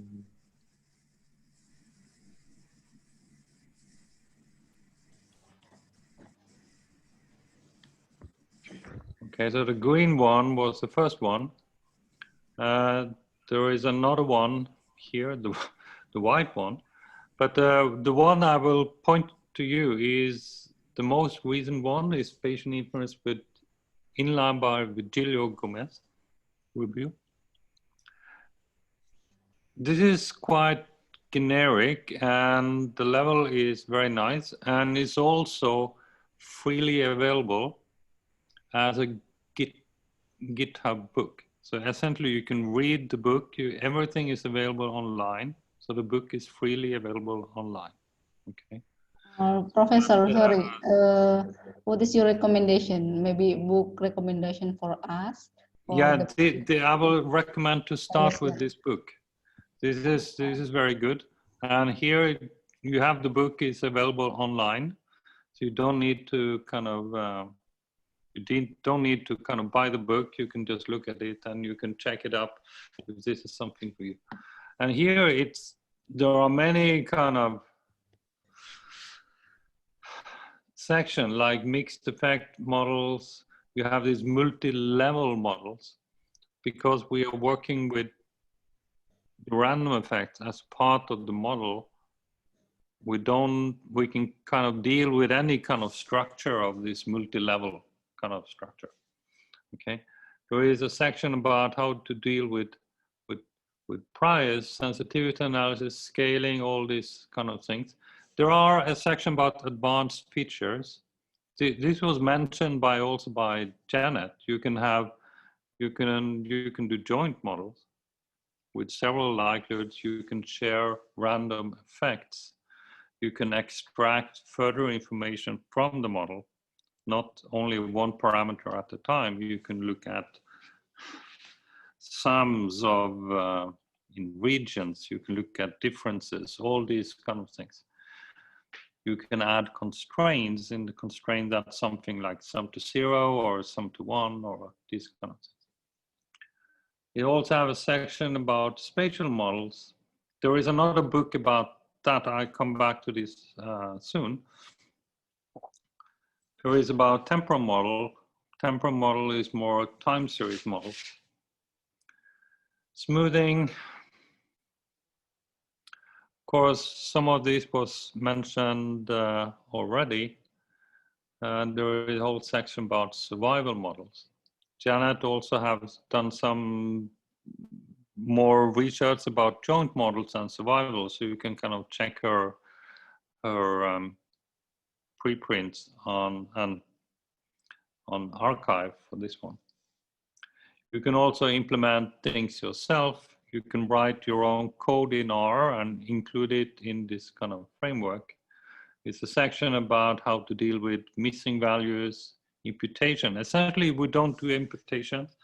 You can have a model for kind of covariates. So you can kind of join, you can kind of merge the model for the covariates with the one that for the data where you have missingness. All these kind of things. So this is, I would say that this is the best kind of starting book. Let me go back. I think I have to go back every chapter.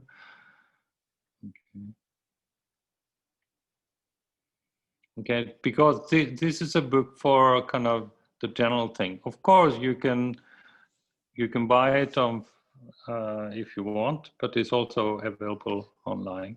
There is another one. This is purely spatial, and this is what we call the SPD book. So this is something that is more written from here. Also here, Virgilio is part of the author list, but also previous members of the group, including Håkon Bakka, as I mentioned, is part of these things. This book is also available online. So there is a Git book version for this. And this is a lot. This is like 300 pages. This is not a kind of tutorial book. It's a tutorial how to do this, but it is not a tutorial about spatial statistics. So you have to know spatial stat from before, and then this will show you how you can do this in INLA. Okay, it has a lot of enormous amount of applications. Okay, this is huge, but all the code is there. The book is available online. You can do things. You can copy code. You can take your own data. You can include it here if that is useful. Okay, so at least you have a starting point for how to move forward.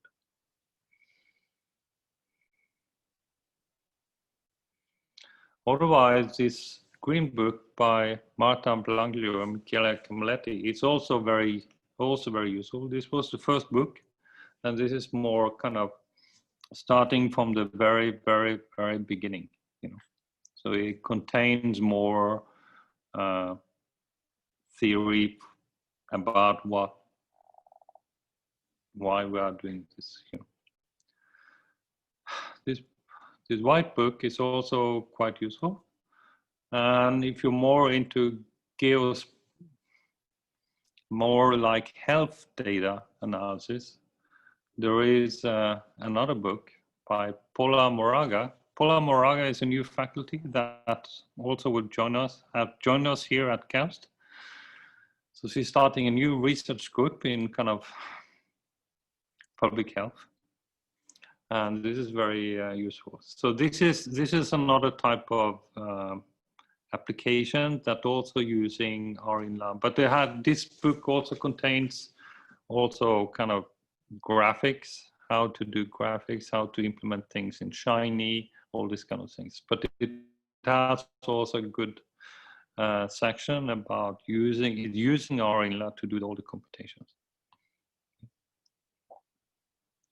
So I think these are the best sources for kind of learning about this. If there are kind of,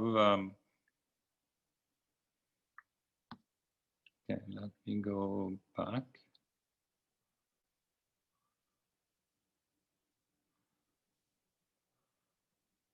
Yeah, otherwise there is a discussion group. If there are questions, if there are problems, there is a help group. You can write there to get some feedback, to get some help. And yes, there are also other kind of sources that you see here. If you're familiar with there is a well-known book in Bayesian Stat called Statistical Rethinking. And there is a PhD students here. I can get it here that has.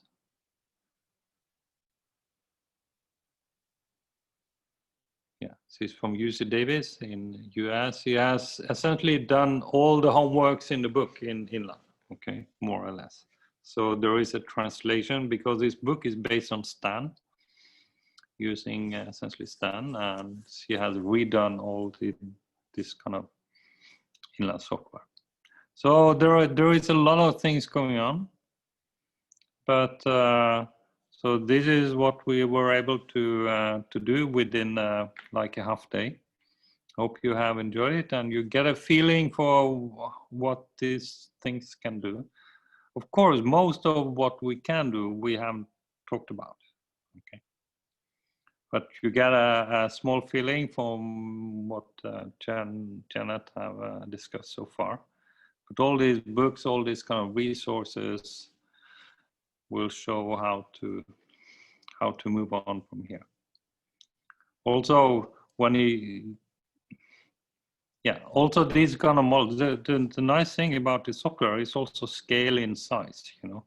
So here, the examples you have very small sizes, but we're also working with models with 10,000, 100,000 up to even a million kind of with nodes, and it still runs, you know. So we can do also large scale computations on big parallel machines. We can do all these things with the same software. Okay. Thank you. So I think, I think this kind of conclude my my summary. And if there is interest, as we said before, we are happy to return later when we can travel again and to give a more kind of complete demonstrations about all these things.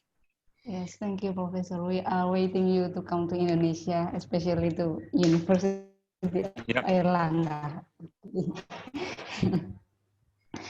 Thank you. We have a great experience here. Thank you, Janet and Professor Haavard, who have been preparing lots of things for us, and it is very useful for our research development in the future. Okay, and now we are coming up to the photo session. So for all participants, please turn on your camera. We'll have photo session here. The committee, Fahri, please come. Okay. Sorry, Miss, can you please turn off the share screen?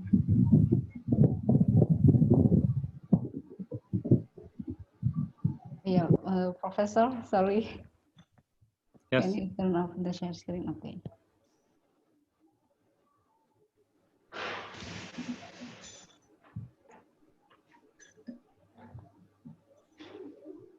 I'm sorry, Professor. Would you please turn off the share screen?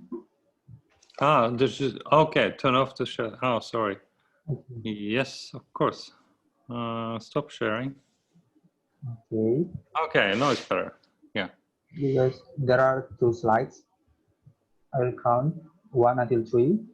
1, 2, 3. Once again. 1, 2, 3. Thank you.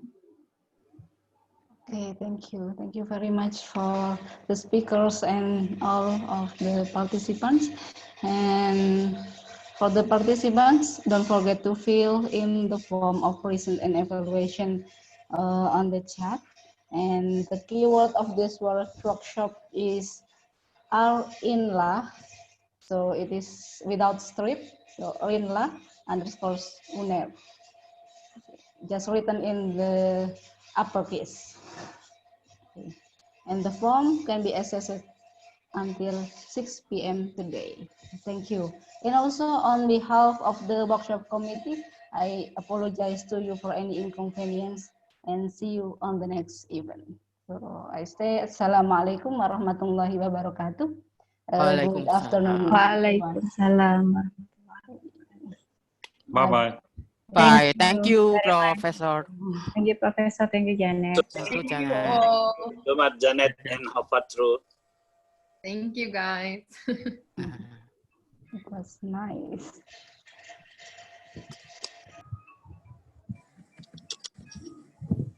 When you ask about Universitas Airlangga or think about applying, we will give you an insight about us in numbers. You can come to Surabaya, the second biggest city in Indonesia. Just an hour's flight from Jakarta and find us expecting over 9,000 students each year. And it's easy to go anywhere from here. Only 40 minutes to the national airport, 30 minutes to bus station, and 5 minutes to railway station. We select each individual carefully for our funding faculty to learn with more than 38,000 other students from each year. You'll be learning 3 different courses on a big way, 3 scheduled classes, going every 30 minutes every week. No week.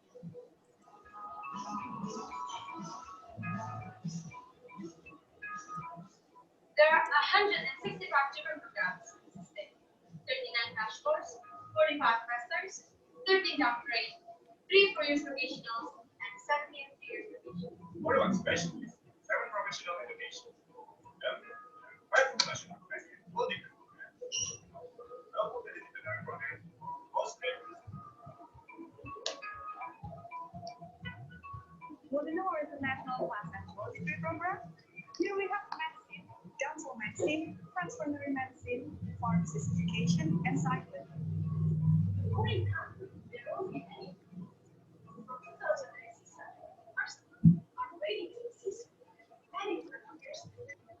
And almost 2,000 lecturers to answer your scientific questions, and 224 professors for more difficult ones. Or your answers could be anywhere among 118,000 collections in our library. If you were, are we always the same? We have 39 student groups, 10 different sports, 8 martial arts, 5 religious clubs, 7 traditional and traditional arts, and 7 more arts. Above all, since 1954, we are proud of our students. In 2017 alone, 444 of them are gaining achievements in national and international level. Collaborating with 149 universities across the globe, we are ready.